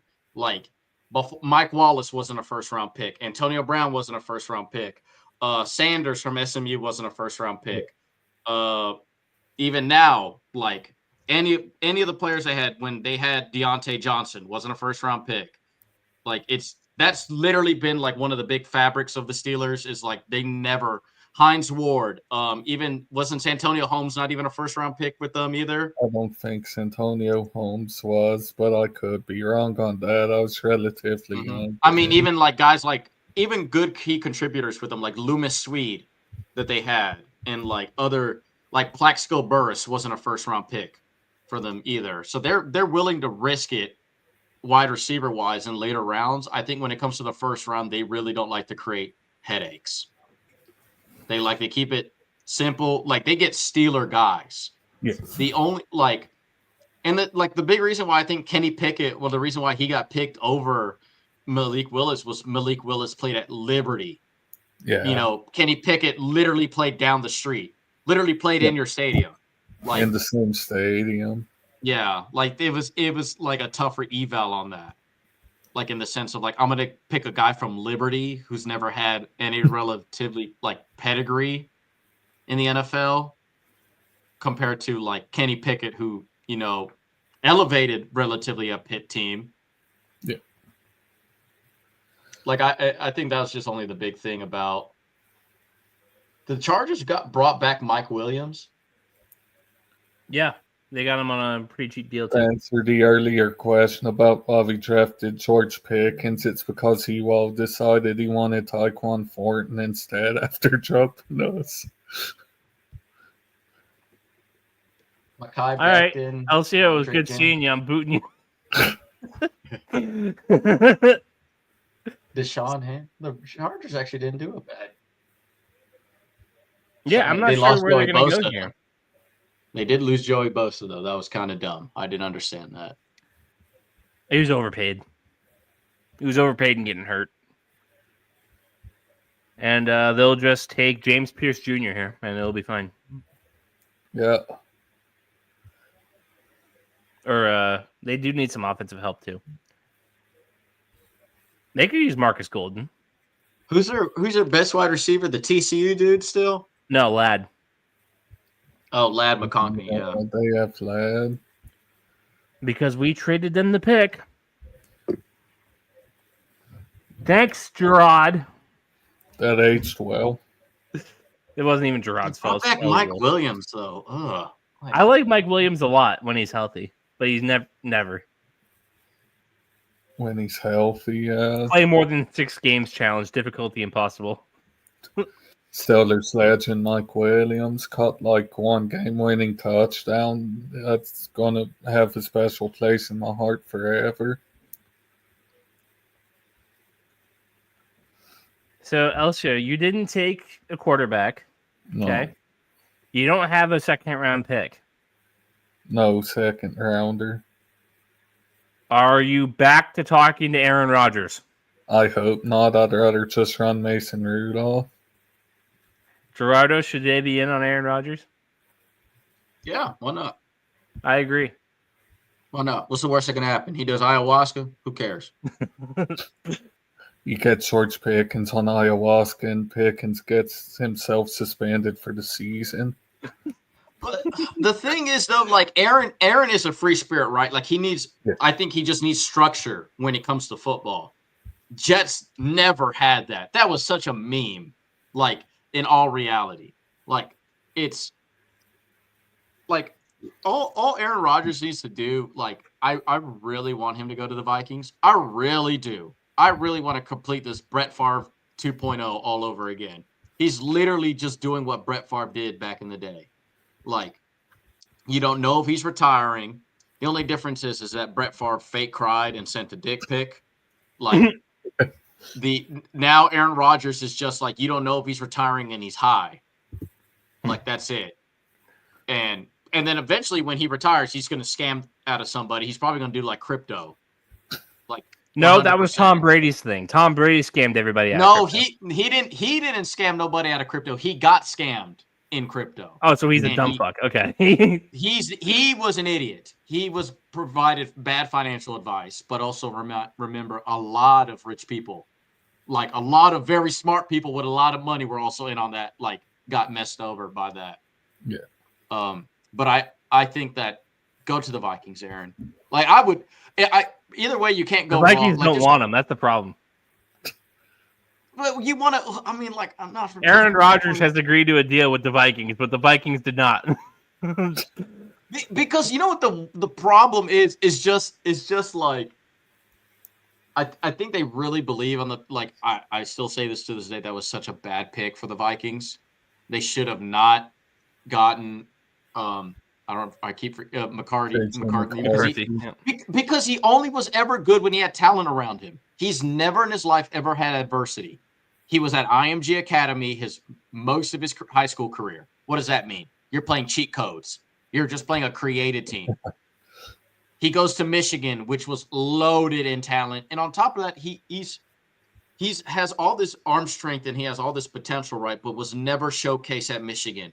You are telling me that a guy like Jim Harbaugh never once decided to use his arm or talent when he had guys like Colin Kaepernick in the NFL.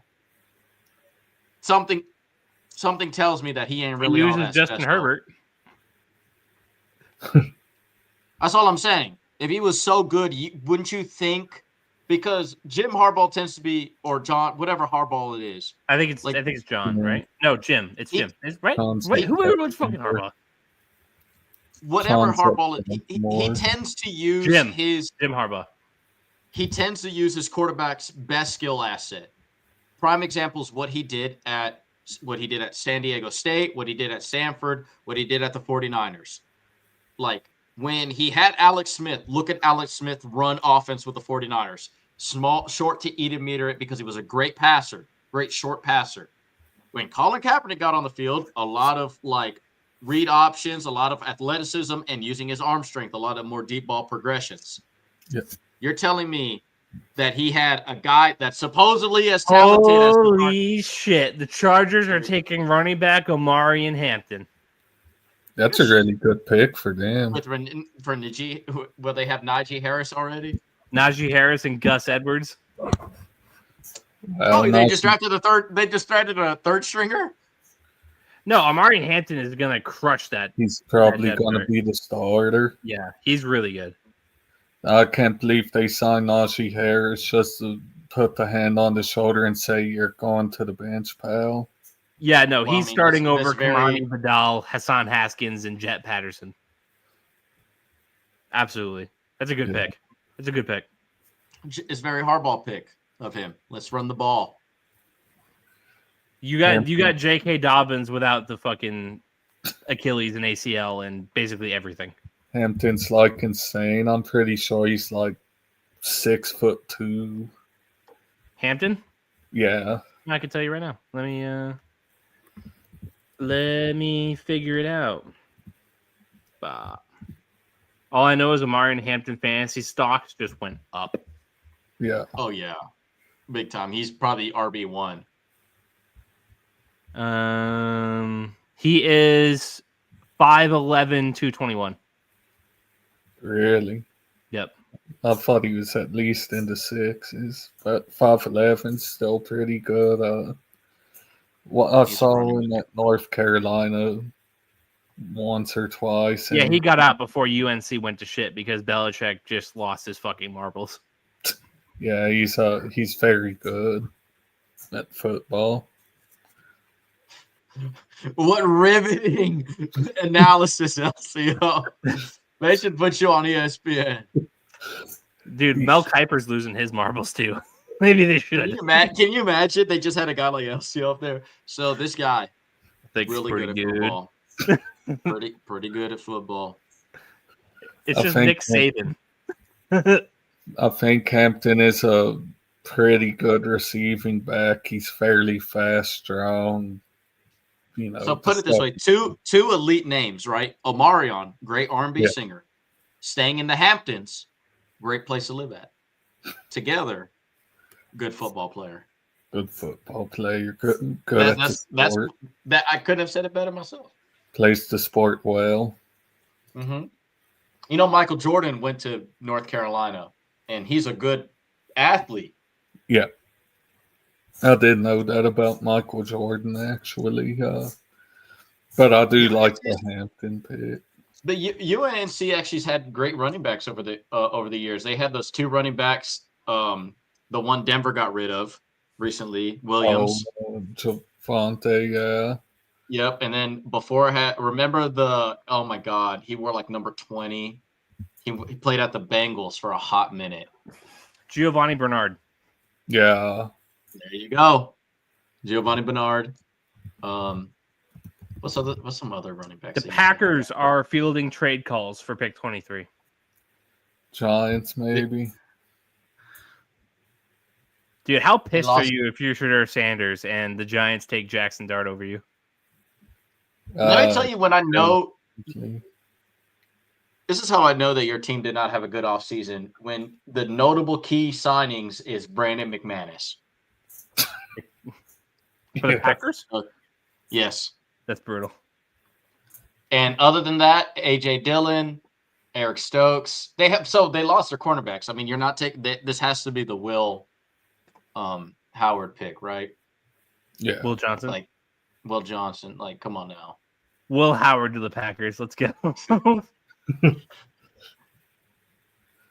I didn't know Giovanni Bernard went to UNC, by the way. Mm-hmm. Today I learned. Yep. I pulled that name out of my ass, just like pulling into this conversation. Because I knew he was a Bengal and I knew he went to UNC. That's all I knew. I love Gio, but he was awesome. I have a lot of dumb, obscure references in my head. I was a big Matt Forte guy back in the day. Matt Forte was sick. Pretty much. He's a Hall of Fame like fantasy player. Yeah. Elite player. Pretty much every year in fantasy. How about Arian Foster before the injuries? Before the injuries. Yeah. But also because it was the 375 carry mark, like that's always the mark that always. Well, we were correct. Michigan CV Will Johnson has a knee issue that has concerned some NFL teams. What a shock! Yeah, man, I he's a drafted DB. him anyways. Just because I would have done it if I was the Broncos. I would have done it anyway. Man, like, hey, we already have Eagles two. Eagles are discussing moving up with the Packers. What for? Who's sliding? To go get Will Johnson. And to go get another. To go put him on their bench. I was about to say, who's sliding that we're all just like forgetting about right now? Jahad Campbell. John- That's what it is. It's Jahad Campbell. Yeah. Like, why are 31 other NFL teams allowing this to happen? No, if the Eagles want somebody, you should take him. Because Howie Roseman sold his soul or something, so he just gets to win the draft every year for free. But they're didn't sell fielding his calls soul. from the Eagles because they wanted to figure out who Howie wants. Yeah. Exactly. They're like, oh, godly. It's like, who are you trading up for, by the way? Okay, thanks, bye. Let's draft this guy. Howie said he's good. Who do so you he's- really like? Because we hate all these players. I wouldn't touch them if they were in the 6th round. But who do you like? Oh, brother. Like, I couldn't believe that they got that Carter. Like, in Jalen the draft. Carter. I was Yeah, like, Jalen Carter. I was like, y'all gave them the best player in the draft.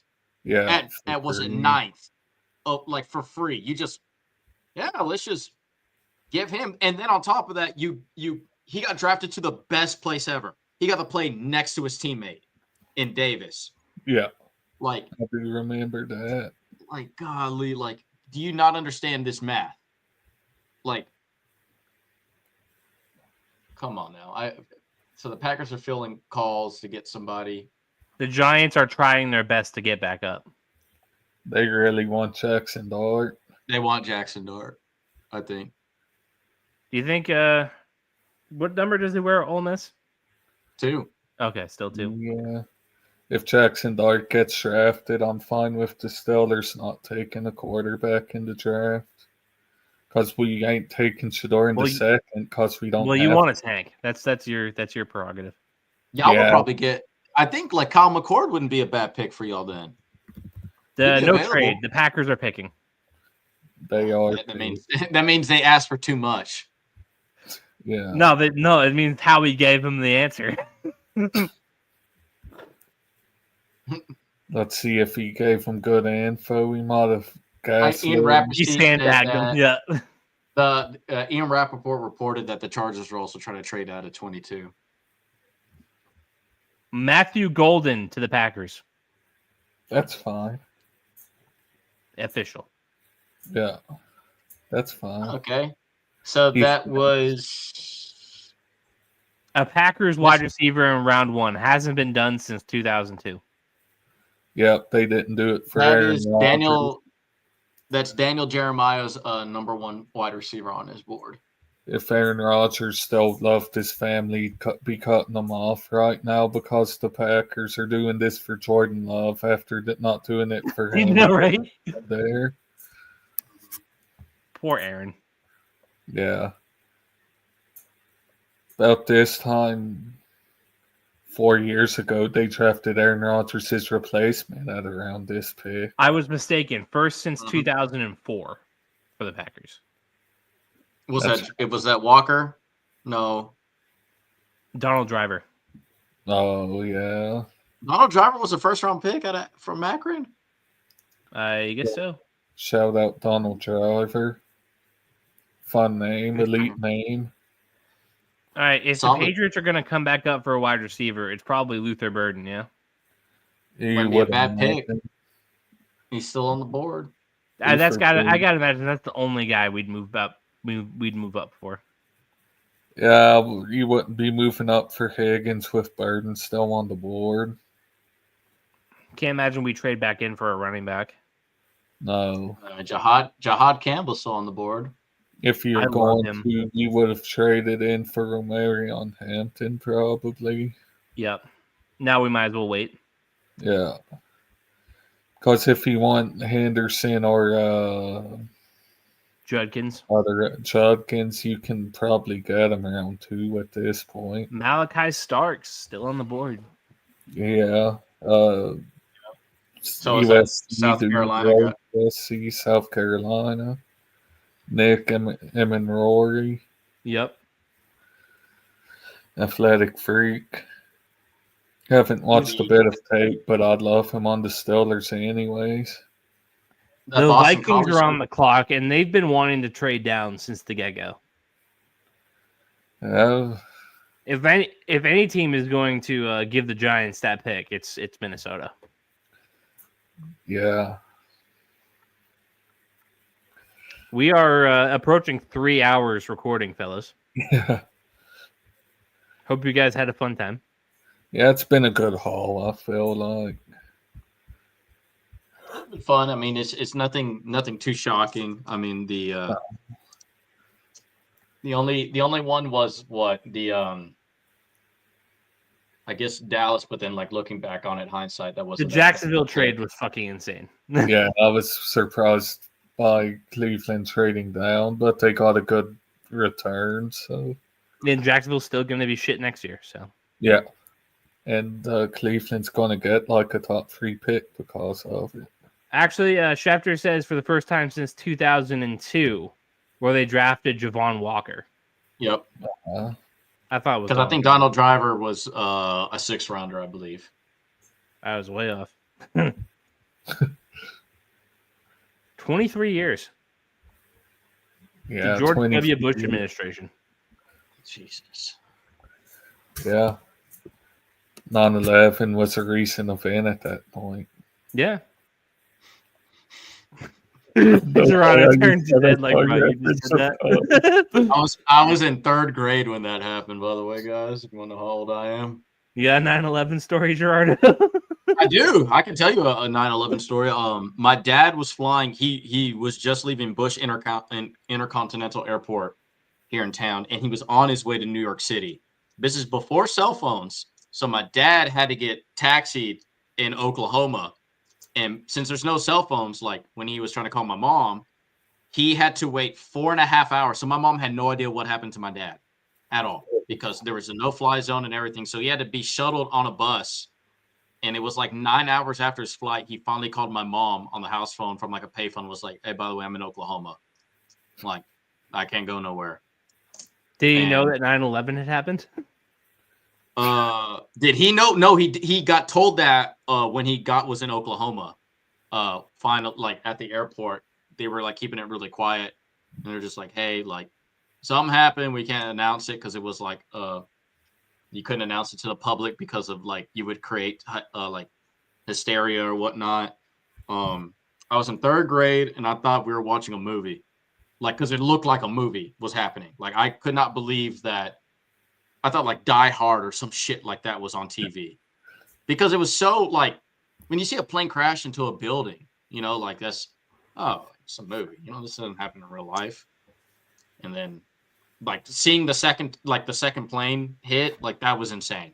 And all I remember was like my 3rd grade teacher. Yeah, people saw that live. Like my 3rd grade teacher was like this the whole time of like seeing after the first plane hit, like, and then also when the second one hit, she was just like, everybody like turned it off and was like, "Everybody, we need to relax." And like, especially like being like 9 years old, seeing an adult be like that, like was very like, oh shit. Like this is like my mom heard about it through the radio station. Like, can you imagine like, yeah, my dad heard it on the radio. He was working on a roof. Like I could not imagine, like, especially nowadays. The Vikings have made a pick. Uh-oh. They're taking offensive lineman Donovan Jackson. Okay. Fine. How bad is the trade down market? I guess the Giants. What are you trading up for? The Like, Giants want Jackson Dart. They're calling everybody. Yeah, they want Jackson Dart.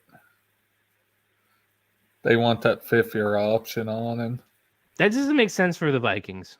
They just beefed up that offensive line. They got Ryan Kelly, Will Fries.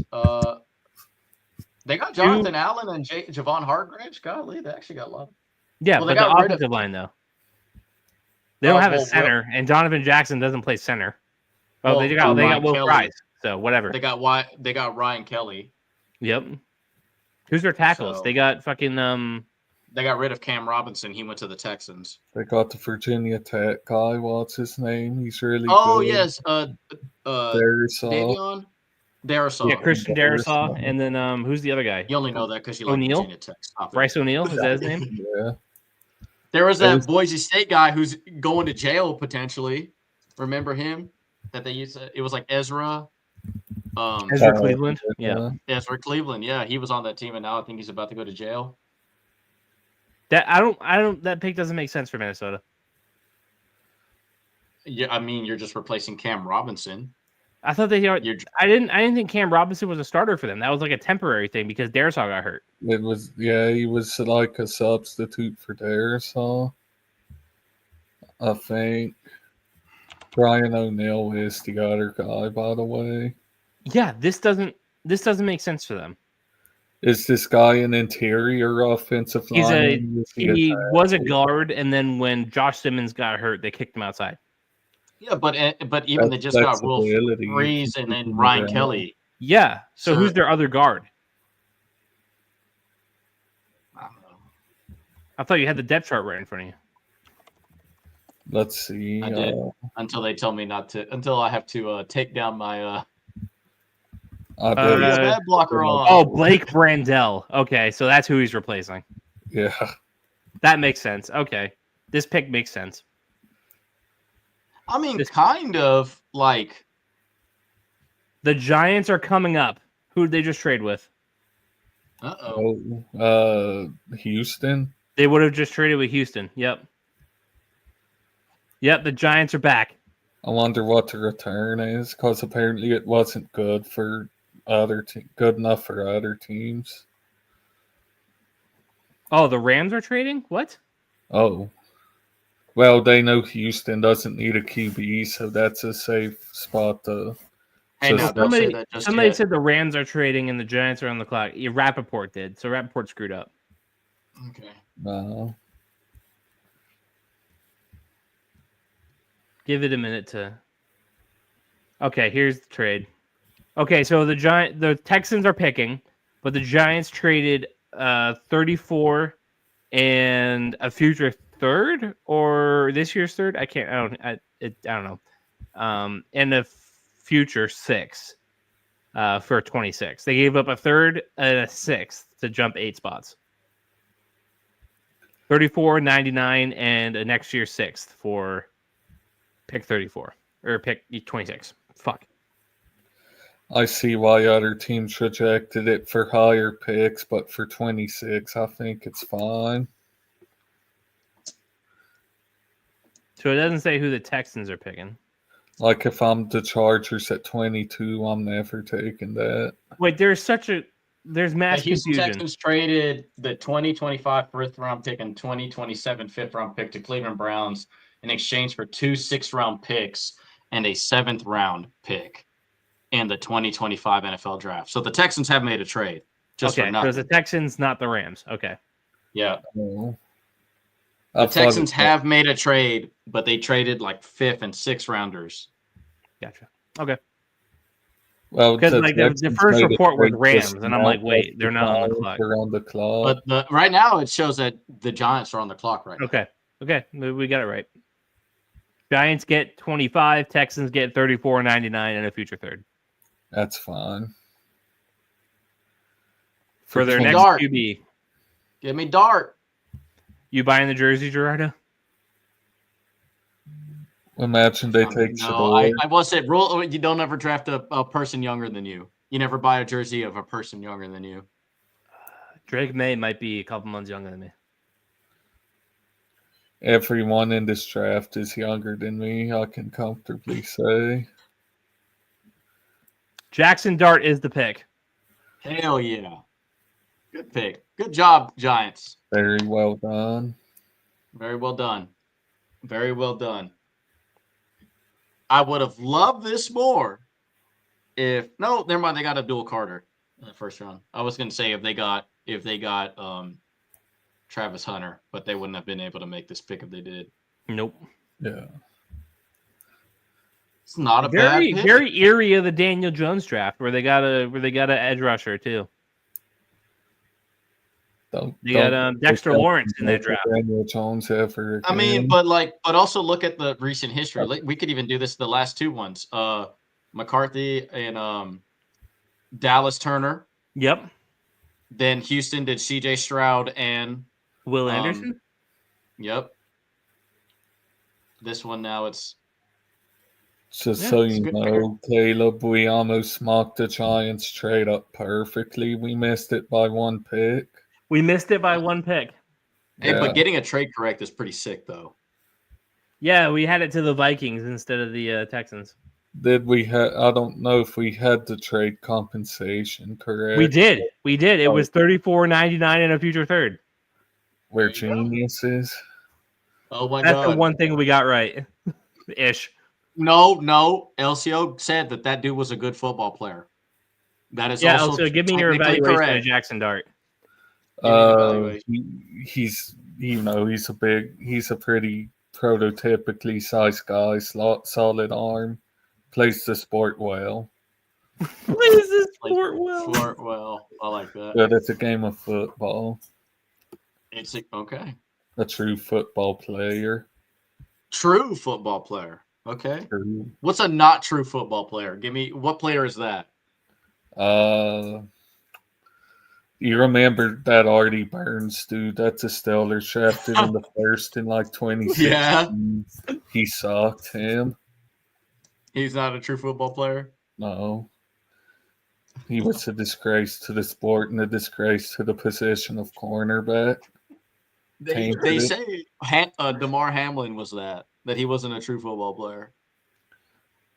Well, he laid his life on the line, Gerardo. Like, he became a true football player after the fact. He understood that he needed more heart. Yeah, or probably a. You don't know what you got till it's gone, Gerardo. Amen. Amen. Oh, brother. All right, Rams are on the clock. Rams are on the clock. You guys have a favorite draft moment, a notable draft moment that you can always look back on?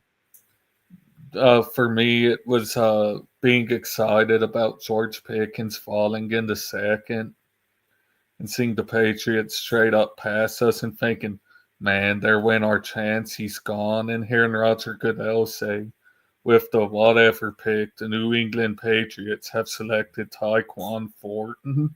And then the Steelers took Pickens. The Falcons are trading back into round one. The Rams Sanders. They're getting Sanders. You guys want to talk about draft moments? I got one for you. I just got to pull it up. Stand by. There we go. Okay. Just watch the difference between these moments. We can wait for the Falcons pick to come in before I play it. Okay. Since you have a clip, I'll tell you mine. So here in Houston, they used to open up Energy Stadium and like fans could come in and watch the draft happen in their like in the suites area, and they would have food and everything served for all of us. And I was there when JJ Watt got drafted. The whole stadium booed his name. Well. And everybody called him JJ Twat for his first full year. I shit you not. Dumbass. No Houstonian, including the Sports Live radio hosts here, did not like that pick. Did you like that pick? You're not a Texans fan. Because it was a good player. Yeah. Like the funny part is during that time, because 2011 was like, I think the first time I really heavily got into the draft, because that was like a lot of evals that I was doing then. And my favorite, like I thought they wanted Von Miller so bad, the Texans did. And it was one of those things where like he was getting too much hype. And then all of a sudden it was like, oh, great. He's just going to be the second pick overall. We're out. Because I remember Wade Phillips was arguing with, Rick Smith, the shitty GM that he is, over Aldon Smith or J.J. Watt. Because he said that Aldon Smith would have been his DeMarcus Ware. Because he knew. I got trade compensation. The Falcons traded 46, 242, and a future first for 26 and 101. Wow. So they jumped up like 130 spots in the late rounds, and they jumped 20 spots to get into the first, and they gave up a future first. To who? The Rams. The Rams. So the Rams are going to have a top 10 pick next year. Okay. Yep. Yeah. That's what you did anyway. Yep. To supposed Heisman winner Michael Penix. They traded away Kirk Cousins to the Rams. That'd have been sick. Kirk would be pissed. Actually, he has a no trade clause. No way. I did see something. I think it said that Brian Daboll has said that Jackson Dart reminds him of Josh Allen. No, stop. No, nobody. I'm gonna tell you what Josh Allen is Jamarcus Russell with a brain. No, seriously, like Jamarcus Russell was dumb, stupidly talented. He was just dumb. Jackson Dart, it feels like Zach Wilson all over again. Like That's not I fair, like man. him, but like No. he's going to a dysfunctional spot. It's They has Malik Neighbors though. The Falcons traded up for edge rusher James Pierce Jr. I actually kind of like the value of James Pierce Jr. at 26. All right, you guys ready for my draft moment here? there we go. Let's see this. I gotta know. The Patriots have selected quarterback Mac Jones. Yes. They didn't have to trade up for their quarterback. Michael McCorkle Jones is a New England Patriot. Look at everybody just laughing at the misery. Oh my! That was a joke, Mac dude. Jones! Oh, I'm sorry, buddy. Hey, welcome to the bad quarterback club. buddy. No, I was saying it. I was like, "Yo, might buy into those Brady predictions or those Brady the only comps." thing I'm mad about is now the whole wearing white bedsheet Patriots fans are like gonna run Cam Newton. But Nice. Watching Coke through the Mac Jones pick never gets old. Wow. Hot Talking take: about something if he would have played for the 49ers, he would still be on the team. Probably be a baller. Yeah, He'd be Brock congratulations. Purdy You didn't have to move up. Brock Purdy would And never Mac Jones? exist. He's Yeah. fine. That's the biggest lie I said. I said Mac Jones is fine. He was not fine. He was awful. He was fine for like Take what him. 2.5 No problem. years. I'm okay And with then Mac he Jones. was garbage. He's gonna sit for a year behind Cam Newton. That was a lie too.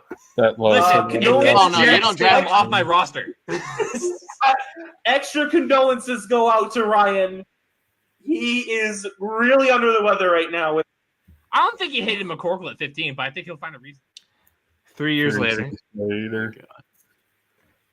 Listen, I'm getting really anxious because I really. The sad part is that is literally the same shot that Elsio is in right now.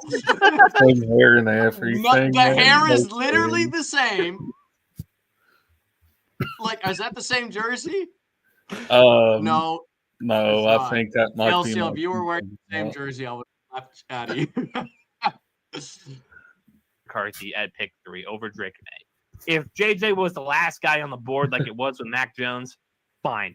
Breaking news: the New England Patriots have selected quarterback Drake May with the number 3 overall pick per Albert Breer. Was that a We got talking our fish guy. right behind We your got man, Drake Elsio? May. How about them apples? That's right there. Let's go. Very happy. We have our quarterback I of don't think I the called him a good future. football player. If this all pans out, guys, we could have the second best quarterback in the AFC East in a couple of years. He's going to be right behind Josh Allen if everything goes well. He should be above Tua Tagovailoa. He is that talented, and Rodgers is going to be done here in a year or two.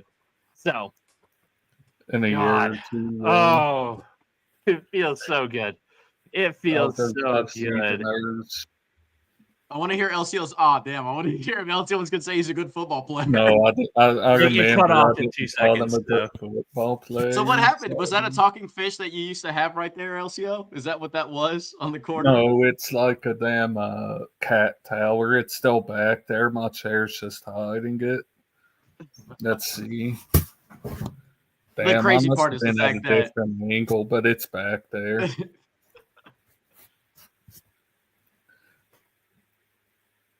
But yeah, I didn't call Drake May a good football player. My reporting was incomplete. I didn't even say he was a good thrower of the football. They believe after the trade, the Falcons selected Tennessee's edge rusher a player they've done extensive homework on. In fact, the team met with Pierce and his mom yesterday, looking into his character. They believe the culture set by Raheem Morris will help. Yeah, maybe if Raheem Morris stops being an idiot and giving Tyler Algier carries, I'll buy it. Or like win games. Yeah, that too. That, you know, like that's the definition of good culture, would probably be winning. Yeah. You don't have good culture when you lose. That's never been a thing.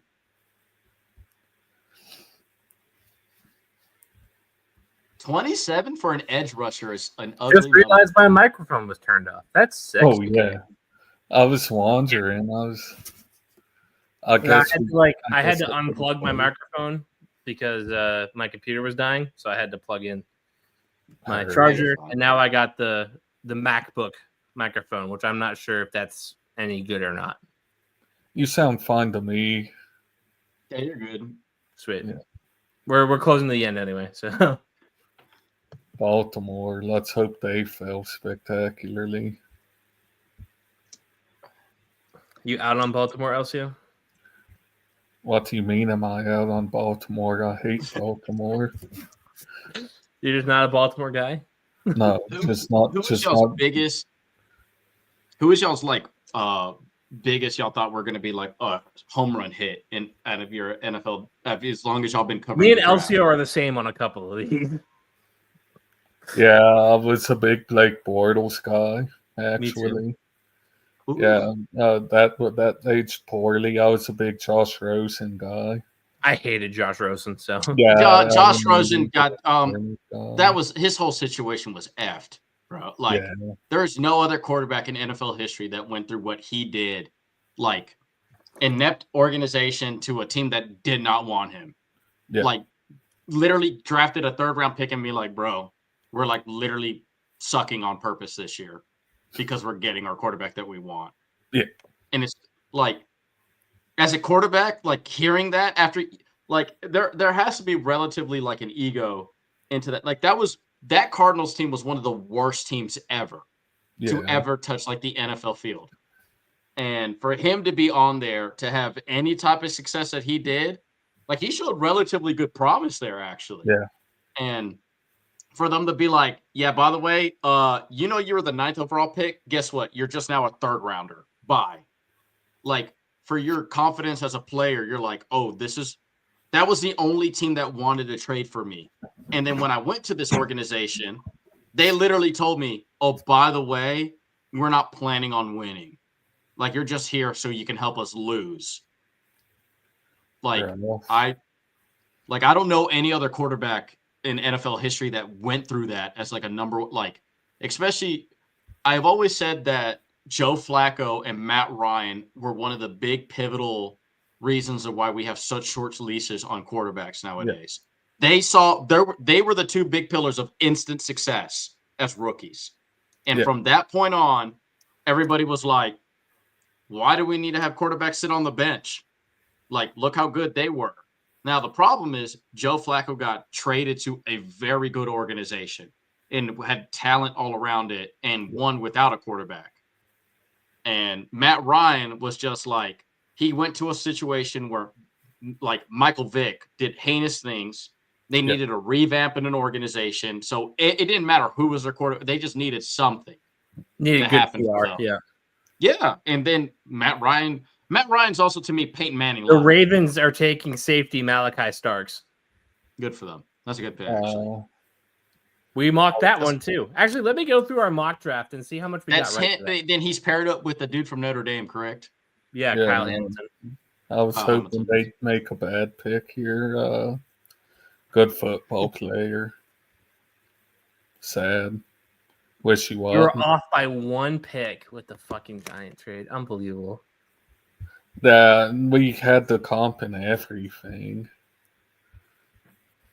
This mock's okay. I'm gonna walk up to the Vikings GM and punch his clock out for not letting us. Well, then you'd be a racist because he's a black guy. Oh well, I'll punch the African American Lions GM. No, the black people hate being called African American. Oh, it's just like Latinx for us. I used to piss Elsio off on purpose. Using that. Calling it Latinx. Yeah. That's I would terrible. rather be called like so many worse Right. other things. Just call me a slur at that point. Just slap me. Just open hand slap me in public. That's less offensive. Yeah, I hated it. But It's like saying, "Hey, we have what soda do you want? Oh, do you have Dr. Pepper?" And they're like, "No, we have Pib Extra." That's not what I asked. That's not what Sadly, though, that is probably the best alternative to Dr. Pepper there is out there. Yeah, because it's. But being from Texas, if you don't have Dr. Pepper at any of your restaurants, like, what's wrong with you? Yeah. What are you doing? I'm okay with seeing Pib Extra in any other state. If I see Pib Extra in the state of Texas, like, what's wrong with you? That's like going to Hershey, PA, and being like, "Oh, we don't have any Hershey chocolate. We just have like Cadbury eggs and shit like that." But notice we're run by a communist country. I thought this was America. But Who do we got left? We still got what? We still got the. We got Detroit on the clock now. Yeah. All right. The Commanders, the Bills, the Chiefs, and the Eagles. Yeah. Wouldn't be shocked if we saw somebody trade up for Sanders, but him going in the second round is just fucking awesome. Yeah, he's well left. Sick move would be if like the Commanders got like Luther Burden III. Yeah. That would be insane. I'd be terrified if the Bills got him. I'd be like, oh, fuck. Just remember. That wouldn't be a bad pick for them either, but like. I figured they just drafted, they just signed Josh Palmer. They drafted Keon Coleman last year. Dalton Kincaid, then Dawson Knox. Oh, what's it? Knox, Dawson right? Knox and Dalton Kincaid, yep. Let me be brutally honest with you, though. Josh Palmer is not stopping me from drafting Luther Burden. I'm sorry. Josh Palmer is doing not moving no needle for me. No. Trust me. No, I'm sorry. Josh Palmer's not stopping me from taking Luther Burden. Also, you don't need to apologize. He's not a good player. He should apologize to you. Yeah, personally for existing. All right, Elsio, speak your mind. I'll send it over to Josh Palmer. Yeah, no offense, Josh, but every year you had fantasy hype. Just wait till he's the number one. Ooh, look, it's Josh Palmer, and you suck. Terrible. Couldn't get a touchdown a game. Couldn't average 50 yards a game. Just terrible. Never be on my fantasy team again. No. I had to give him Elsio, what do you think? I had to give him Elsio, what do you think Josh Palmer's career best year was? Like, what do you think statistically in yards and touchdowns? 600. I don't know, like 500 yards, 2 tutties. Best year, his second year in the league, 769 yards, but only 3 touchdowns. Yeah. His best touchdown year was his rookie year at 4. 4. That's his best year. You're not Julio. So Jones, since getting drafted, he goes from 4 to 3 to 2 to 1. That's literally his input on touchdowns. He's gotten worse every single year. He's going to put up a goose egg this year. I'm telling you. Because they're going to draft Luther Burden and he's going to ride the pine. He sucks, Mike. He blows. Like, you're not Julio Jones. You can't be putting up 1 touchdown because Julio was putting up like 3,000 yards while doing that. Julio reminded me a lot of Andre Johnson. Like, you weren't going to get a high touchdown rate, but you were just going to get, like, he was always so dependable, but he just wasn't scoring. Yeah, you're going to get yards and catches. Mm-hmm. You're going to get to the end zone. He just won't be the one scoring it. Yeah, he'll get you like 90 yards down the field, and then inside the 10, Matt Ryan just hated him, wanted him dead, forgot he existed. gave the ball to Roddy White, and Tony G. Harry Douglas. Harry Douglas. Or the Or one Michael guy, Turner. The running back Michael Turner, or freaking. Oh, yeah. Or the one guy that ended up being a Patriots legend. Ooh, who's that? What's his name? Caleb. He Let him like cook. absolutely blew for the Patriots. He was on the Falcons. Steven Receiver. Jackson. No, he had like a kind of exotic name. Let The me. wide Lions are receiver. taking Ohio State D tackle Tyleek Williams. He was number 40 on the athletic big board.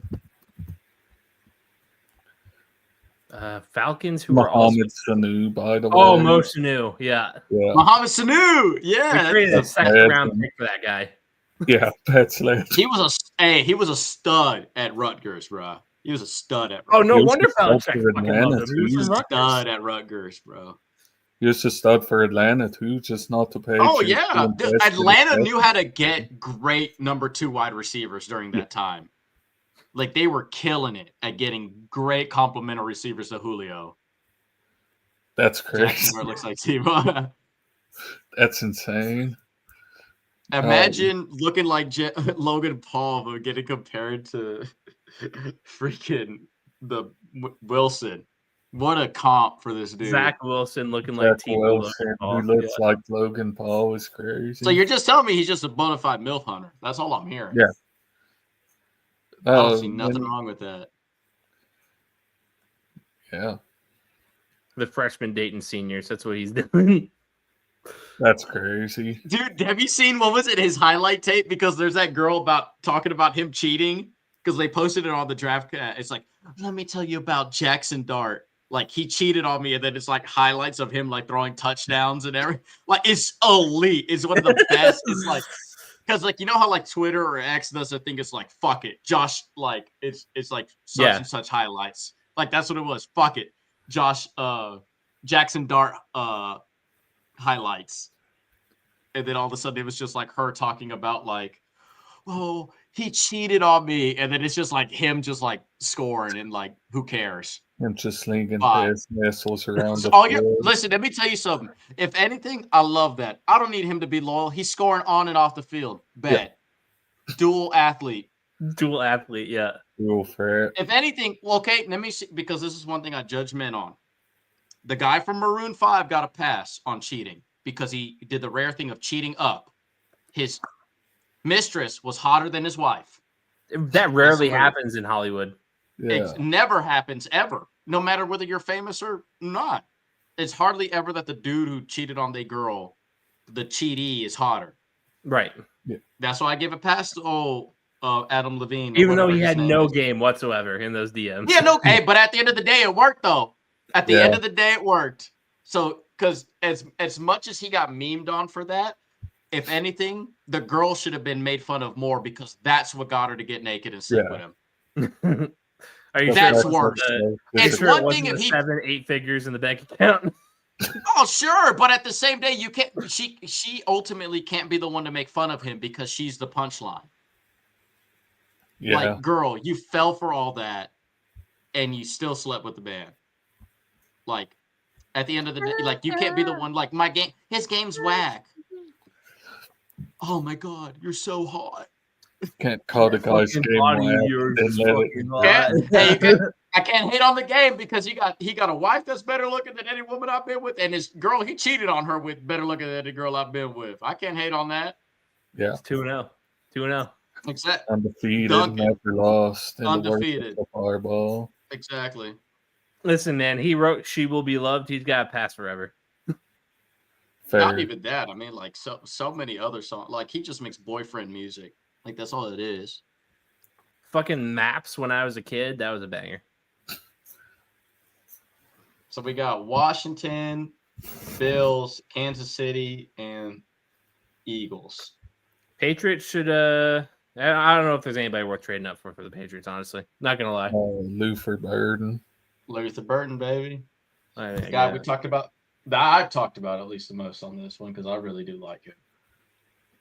The commies, they could use some secondary help. They could use that safety. Defensive line, they've lost a lot, haven't they? Yeah, that too. They've lost. Who's on the board? DL. They lost Jonathan Allen, Jeremy Chin, Dante Fowler, Dami Brown. They did get Javon Kinlaw, Wise from y'all, and Laramie Tunsil. Kinlaw fucking sucks. He never. God. What a dumb trade that the 49ers made to get rid of, what was it, Eric Armstead? Or it was the other one, DeForest Buckner. Oh, yeah. For him. DeForest Buckner, statistically, was way better than Eric Armstead in every fast, like. And now neither of them are in San Francisco. Like, he's in Jacksonville now, Armstead. Yeah. And he was the one that was easy replaceable, like, out of the two. Yeah, there's no real D tackles worth taking right now unless you want to reach on Shamar Turner. Well, they did add Javon Kinlaw, didn't they? We just said he's fucking mid. Yeah. Yeah, like you lost Jonathan Allen for the Commanders are taking offensive tackle Josh Connerly Jr. Connerly Jr. They did lose a tackle. That's a good pick. Yeah. They got Laramie Tunsil, though, so they drafted him to be his future replacement or right tackle? Right tackle, probably. Even though in this picture he's clearly playing left, so maybe he's kicking inside the guard. Could. I don't know how linemen work. Could you not in theory just switch sides, or is it? Well, not anymore because I remember they were debunking that because back in the day, only a defensive end would only line up on one end and like face that tackle constantly. Nowadays, it's all about scheming, so it doesn't really necessarily right tackle, left tackle. It don't matter. Like it's more like you're comfortable doing that now. Yeah. Like if you played left tackle most of your career, if not all your career, and you never played right tackle, then it's going to be a shock. But they said nowadays it's just like. They move the D ends all the time. Why can't I move my offensive lineman? Yeah. Because before it was like left tackle was most important because the best pass rusher was always on that side. Until the NFL realized, oh my God, I could literally just put my D end anywhere. There's no rules for that. Yeah. Somebody called Will Campbell Cole Strange 2.0. Like, just tell me you don't know ball. Just tell me you don't know ball. Okay, generic white that plays offensive line. Like, if anything, if you would have said that he was the guy that we mentioned earlier, like Whitworth, then I would have said like you were like even closer than that. He's an LSU tackle who's white. Like, yeah. But still, like, I know his arms are super short, but like, can we get over that? Can we just get over it? The C-Rex. The short arm things doesn't like necessarily bother me that much. Like, I mean, yeah, it does, but I've seen long arm tackles get beat. Yeah. Like I guess it is in perspective to your framing. Like if you're like, I think Brable said it perfectly. Length is only as useful as you use it. Mm-hmm. It is. If you 6'10", but you don't know how to dunk, why are you playing basketball? So what does he know? Huh? But yeah, I said Vrabel said he would chop his length off to win the Super Bowl. So what does he know? But yeah, I know. I mean, his arms are a little shorter than some of the guys I'd use as examples, but there've been. I'm gonna fucking clip that. Jesus Christ. There've been short arm tackles succeed in the league before.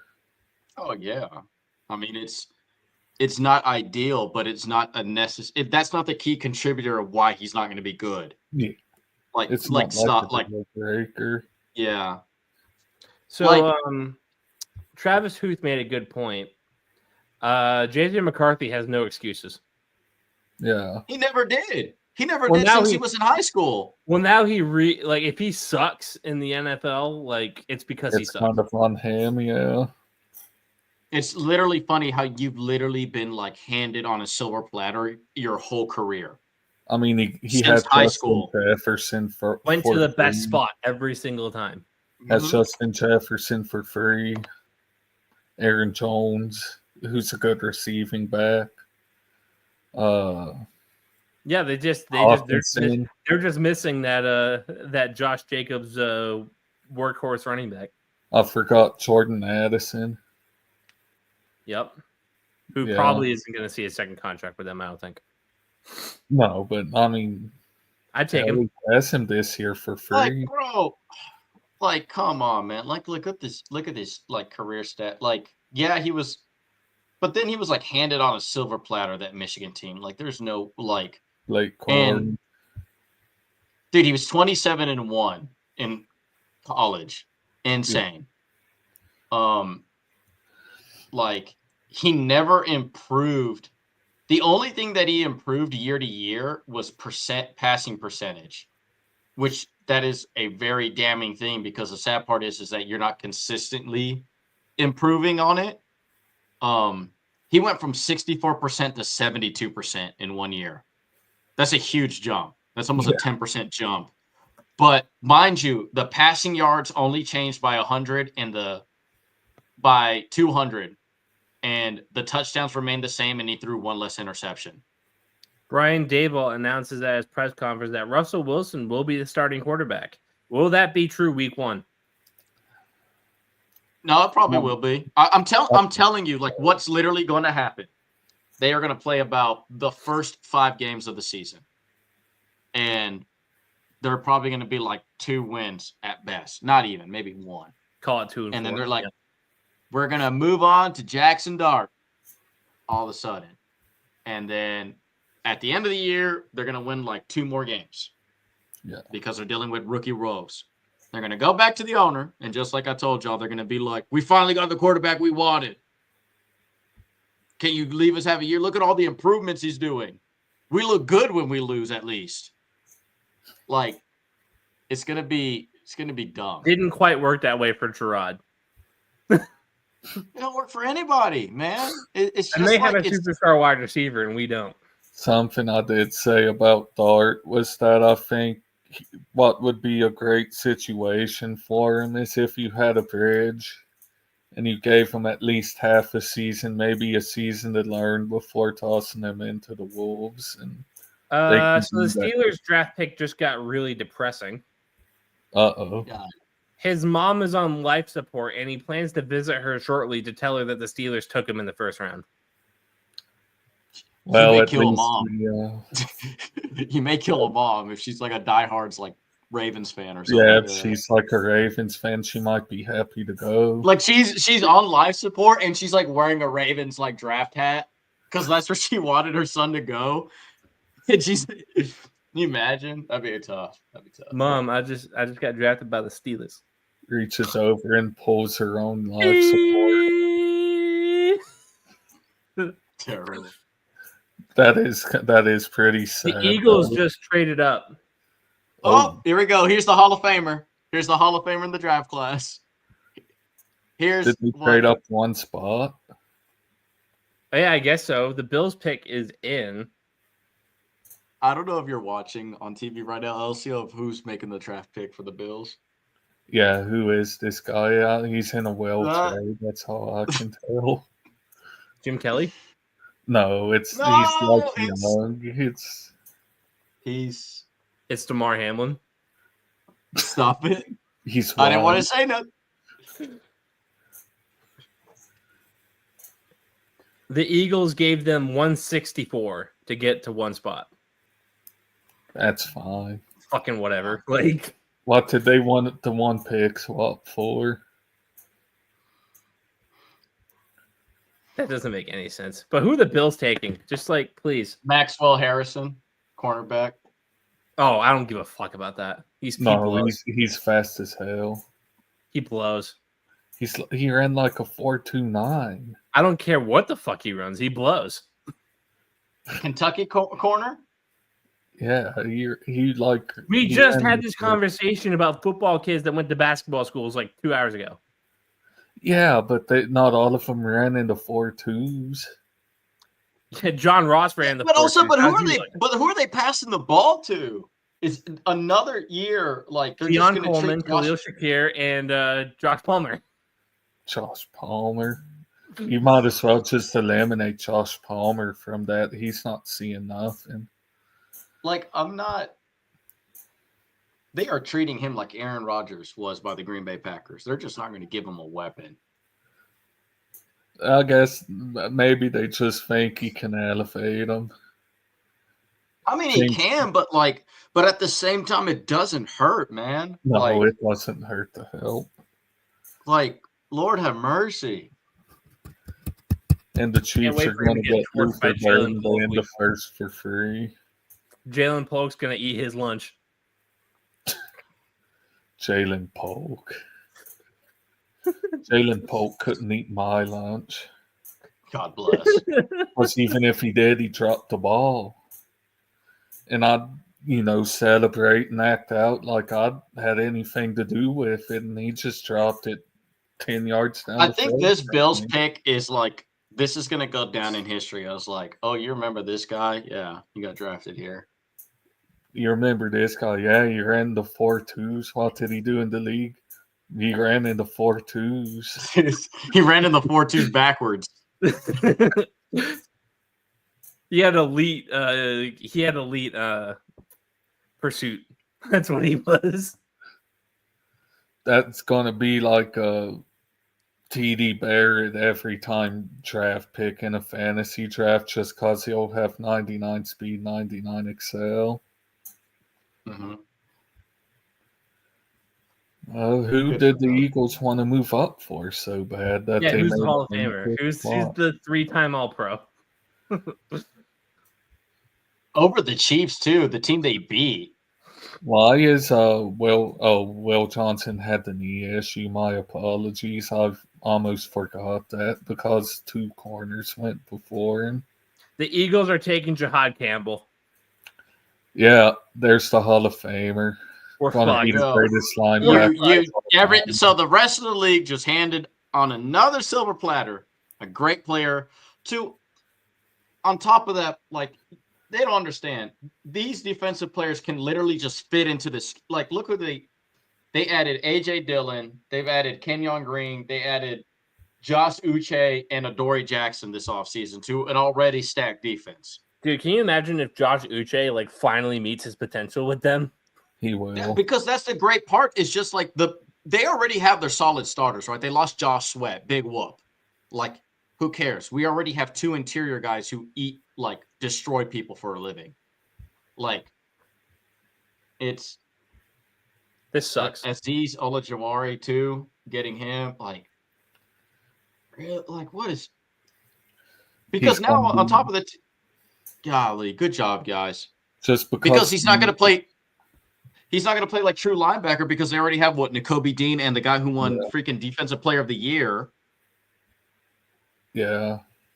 I said it as soon as I saw the Eagles treat it this is for Jahad Campbell, isn't it? And just because the Eagles drafted him, I'm just going to say Jahad Campbell's going to be better than Ray Lewis. Fuck that. He's going to be better than Luke Kuechly. He's going to win Defensive Rookie of the Year probably. Yeah, probably. That's the funny part. Going to rack up 500 tackles. Patrick Mahomes just tweeted sunglasses emoji. Yeah, he got traded. He got traded to the Eagles. He got traded to the Eagles. The Chiefs got Luther Burden. No fucking. He put on the sunglass emoji because he's crying behind it. That would be. He got. Remember, Sanders has an exclusive deal with Blenders Eyewear. They got the quarterback. They got the quarterback of the future. They got Sanders to replace them. That would shock the draft completely. Imagine they get Sanders to go to Kansas City to sit behind Patrick Mahomes. It's just the Jimmy Garoppolo, Tom Brady experience. It's just rough every year going into the draft, knowing the Eagles are just going to win the draft for free, wondering how, and they still manage to shock you. Like it's so free, man. It's like they're we're the babies and they're taking the candy and punting us through a goal And the post. fact that they had 31 other opportunities to stop this from happening and thought that they were smarter than the team that won the Super Bowl. No linebackers went either, right? Like, I'm not. No, he's the first. Mhm. Unless you count edge guys that Dude, are like. and on top of that, outside. you still have like the fact that you added AJ Dillon to that running back group. Like, come on, man. Quadzilla. Like two of them, both of them. Yeah, like Quadzilla behind the Quadzilla. Because in the league where they're passing the ball as much as they can, they just revamped their offensive line. They got Kenyon Green to add to the already great run-heavy offensive line, and you just got AJ Dillon. Yeah, we're just gonna hurt you. Like, you're gonna be so beat up and bruised. And oh yeah, by the way, while you're passing the ball, you got to deal with a guy who killed somebody in a speed race and his 6'6" counterpart. Like, good luck. Yeah. And oh, by the way, the tush push y'all try to ban, we still can do it. Yeah. Like, they're literally the most physical team. And on top of that, their head coach would probably beat up anybody outside of two coaches. Yeah. Mike Vrabel and Dan Campbell. Yeah. Those are the two coaches I would not want to like. Who's winning in a fight, Mike Vrabel or Dan Campbell? Mike Vrabel, because he cut off his John's to win a Super Bowl. He'd do whatever it takes to win. Dan Campbell might bite his kneecaps a time or two, but I think Vrabel. Yeah, but also Dan Campbell, I feel like cries too much too. Yeah, you never see Mike Vrabel cry. This player's got so much heart. I want to play for them. I want to play so good for them. Like shit like that. Like he wishes he could go out there and play. Mike Vrabel dares you to fuck up so he can slap you. Like that's the difference. Like Dan is like he's very passionate because he just wants to win. So because he's in love with his players like that. Like how much hard work goes into winning. Mike Vrabel's like, if you can do your job, I'm gonna beat the shit out of you. Like I don't care. I think besides Bill Belichick, Vrabel's the next most likely guy to cut you on Christmas or your birthday or something. Yeah. Oh my God, Mike Vrabel does not care because it's at the end of the he's a former player and he also understands like, bro, I just want to win. Do you want to win? Yeah. Okay. Cool. You want to make more money? How do you make more money? By winning more games? Believe it or not. I think Vrabel literally said that to somebody on a interview or something. That is how you make more. How do you get paid more? It's called the like championship tax, right? You make more money when you win championships. We just paid Milton Williams $100 million. Milton Williams got his championship tax. Yeah, it's like it literally. If you're just associated with winning, you are going to get paid way more than you should because you're a Super Bowl player. It's the same thing with like if you win a Grammy, all of a sudden, guess what? Everything now is you make more money because you're now a Grammy award-winning artist. Your contracts are now higher. You get better assets to certain like studios now. It's the same thing about winning a Super Bowl. You win a Super Bowl, it's gonna happen. Like, look how much more money Santonio Holmes made on the Jets after winning with the Steelers. And then you kidding me? Not good again after that patch. Yeah. I missed him, though. Like, there's so many players that made a grip and a half just by winning a Super Bowl or, like, being a Super Bowl hero. Look at old dude from the Patriots that went to Seattle, the wide receiver. Is it Deion Branch? Deion Branch. Deion Branch. We traded him because Bill didn't want to pay him. Yeah, Super Bowl MVP because he knew he was hot garbage. He was not going to be worth what he was demanding. Tom Brady beyond belief. Oh, yeah. There are exceptions, but I want to say every time the Steelers have had a receiver leave, that receiver, for the most part, has been absolutely terrible for their new team. Oh, yeah. I mean, the only one was Plaxico, I would say. Yeah, Plaxico. Antonio Brown in Tampa. Yeah, when he played. Yeah, but when he was Antonio Brown on the Steelers, he was like the league. Yeah, but when Antonio Brown was on the Steelers, he was arguably like one of the top 3 players in the league. Yeah, there was like it wasn't even close. Like he wasn't getting like a top 3 player in Tampa Bay. He would have been New England if he would have just not sexually assaulted somebody. Well, I mean, to be fair, Bill could have ignored it. But Kraft made him cut him. Oh yeah, that's. Kidding. I mean, Bill wanted to not cut him. Other Steeler great was it Bryant from Clemson was great with the flip catch that dude made to like score in the end zone, insane. Then you also had same with Loomis Swede. You also had Mike Wallace. Literally was a great wide receiver for the Steelers. Could not catch a ball to save his life anywhere else. Oh, you know the exception? Emmanuel Sanders. Emmanuel Sanders was good But he played with Peyton Manning. Yeah, Jimmy G in the Niners. Yeah, he was pretty good. Well, because he wasn't he didn't even get to a second contract with the Steelers, right? Like he didn't even really. I don't think we gave Manny Sanders a second contract. Yeah, so he didn't really if you were to ask me, he was drafted by the Steelers, but he's probably more of a Bronco. That's fair. The Chiefs are selecting offensive lineman Josh Simmons. That's fine at 32. Oh, he sunglassed emoji for that. He sunglassed. Well, we was getting killed in the Super Bowl. He's just happy to see someone that wasn't on the team last year at one of those. You could have had Joe Thomas. You could have had the best offensive line of all time. They were gonna get bitch slapped by that Eagles D line. That's fair. It did not matter. It did not matter. The way they schemed up against him was amazing. You could have not, because you know what they did? Honestly, all they did to beat Patrick Mahomes, go look up what the Tampa Bay Buccaneers did.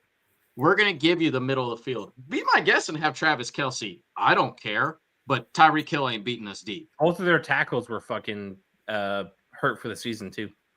Who's? Chiefs. I mean, that year. Because then also Eric Fisher when they lost to Tampa Bay was out. Yep. And that's when they were playing. And Mahomes was already hurt, if I remember correctly. But I think but it was the same thing. Was just hey, pin your ears back and it does not matter. There's all these statistics, right? Of quarterbacks, how they handle the pressure. Yeah, that's to an extent though. Even Tom Brady doesn't like getting hit. Yeah. You keep hitting these guys, it's gonna hurt. It's gonna keep hurting, and then especially when you have a guy who, a 6'6", 350-pounder hitting you over and over and over again. Eventually you're gonna crack under pressure. And Patrick Mahomes has been lucky enough to not crack that much under pressure, a lot in his career. And I think the Eagles gave him so much fits that they were literally about to get what? Well, how bad was it? They didn't score until the fourth quarter. Something like that, yeah. You're telling me that Eagles team literally made Patrick Mahomes look like Jamarcus Russell. Yeah. Insane work. Well, that's the first round, everybody. Let's run through these picks. Tennessee Titans kick off the draft with Cam Ward, quarterback out of Miami. The Jaguars traded up from 5 to 2 with the Browns. They selected Travis Hunter. The Giants stuck at 3, and they picked Abdul Carter. That wouldn't be the end for them. The Patriots, your New England Patriots, stuck at 4. Will Campbell, offensive tackle, LSU. Arm length be damned. The Browns at 5 took Mason Graham out of Michigan. Kind of funny. An Ohio team took a Michigan player. A Michigan team took an Ohio player. Ashton Genty, Las Vegas Raiders. Armand Membu, Mekhi Becton 2.0, goes to the Jets. Tet McMillan goes to the Panthers. Kelvin Banks, the offensive tackle, goes to the Saints. Colston Loveland, the first tight end off the board, goes to Chicago. Michael Williams, edge rusher, goes to the Niners. Tyler Booker, offensive guard, to the Cowboys. Kenneth Grant, D tackle, to the Dolphins. Tyler Warren, his fall stops at 14 to the Colts tight end. Edge rusher Jalen Walker stays in Atlanta, Georgia. Walter Nolan, Mississippi. D tackle goes to Arizona. Shamar Stewart, edge rusher, all traits, no production, goes to the Bengals. Gray Zabel, an interior offensive lineman, goes to Seattle. Emeka Egbuka goes to the Buccaneers, pairs up with Chris Godwin and Mike Evans. Jedi Barron, CB from Texas, goes to Denver, likely to play in the slot. Derek Harmon, D tackle, to the Steelers. Omarion Hampton, running back, North Carolina, goes to the Chargers. Matthew Golden to the Packers, the first wide receiver taken in the first round since 2002. Donovan Jackson, offensive guard, goes to the Vikings. The Giants trade up to 25, and they get quarterback Jackson Dart out of Ole Miss. The Falcons trade back up into the first round to take James Pierce Jr. out of Tennessee. Malachi Starks, pick 27, the safety, goes to Baltimore. Tyleek Williams, D-tackle, Ohio State, goes to Detroit. The Washington Commanders take Josh Connerly Jr., the offensive tackle, out of Oregon. The Bills at 30 take Maxwell Harrison, the cornerback from Kentucky. The Eagles swap one spot with the Chiefs. They get Jihad Campbell, linebacker, Alabama. That's going to be your future face of linebacking from this point forward. Think Luke Kuechly, think Patrick Willis, like that guy, Fred Warner. And the Kansas City Chiefs end things with Josh Simmons, the offensive tackle from Ohio State. That is your first round, everybody. Round 2 kicks off tomorrow, I believe, at 7 o'clock. The first pick belongs to the Cleveland Browns. The second pick belongs to the Texans. The third pick belongs to the Titans. The fourth pick also belongs to the Browns. The fifth pick, the Raiders. And your New England Patriots at the 6th slot at pick 38. All right, boys, we've been going for 4 hours. It's damn near midnight. Just want to give you both my praise, my love. Thank you for coming on. It was a whole lot of fun. As far as the people at home, not sure what we'll do tomorrow. I don't know if I'll live stream. We'll see. I'll contact the people, see if we want to make a show happen. Elsio's cats and dogs are fighting in the background. I'll let him. Yeah, going crazy. Gerardo, thanks for coming on. We appreciate it. We love having you on. After the draft is over and the schedule comes out, we'll do our yearly show of way too early predictions in May. And then we could go over our predictions of last year and see how wonderfully. I definitely don't know football. I'm sure that was horrible. And to you people at home, thank you for watching. Make sure you like and subscribe. Make sure you follow the show on Facebook and Instagram. I should have had Gerardo say it because that's what it is in the outro. And we'll see you all again very soon. Thanks for watching. Hasta la pasta. Thanks for tuning in to this edition of the Foxboro Beatcast. Make sure you like and subscribe and follow us on Facebook and Instagram.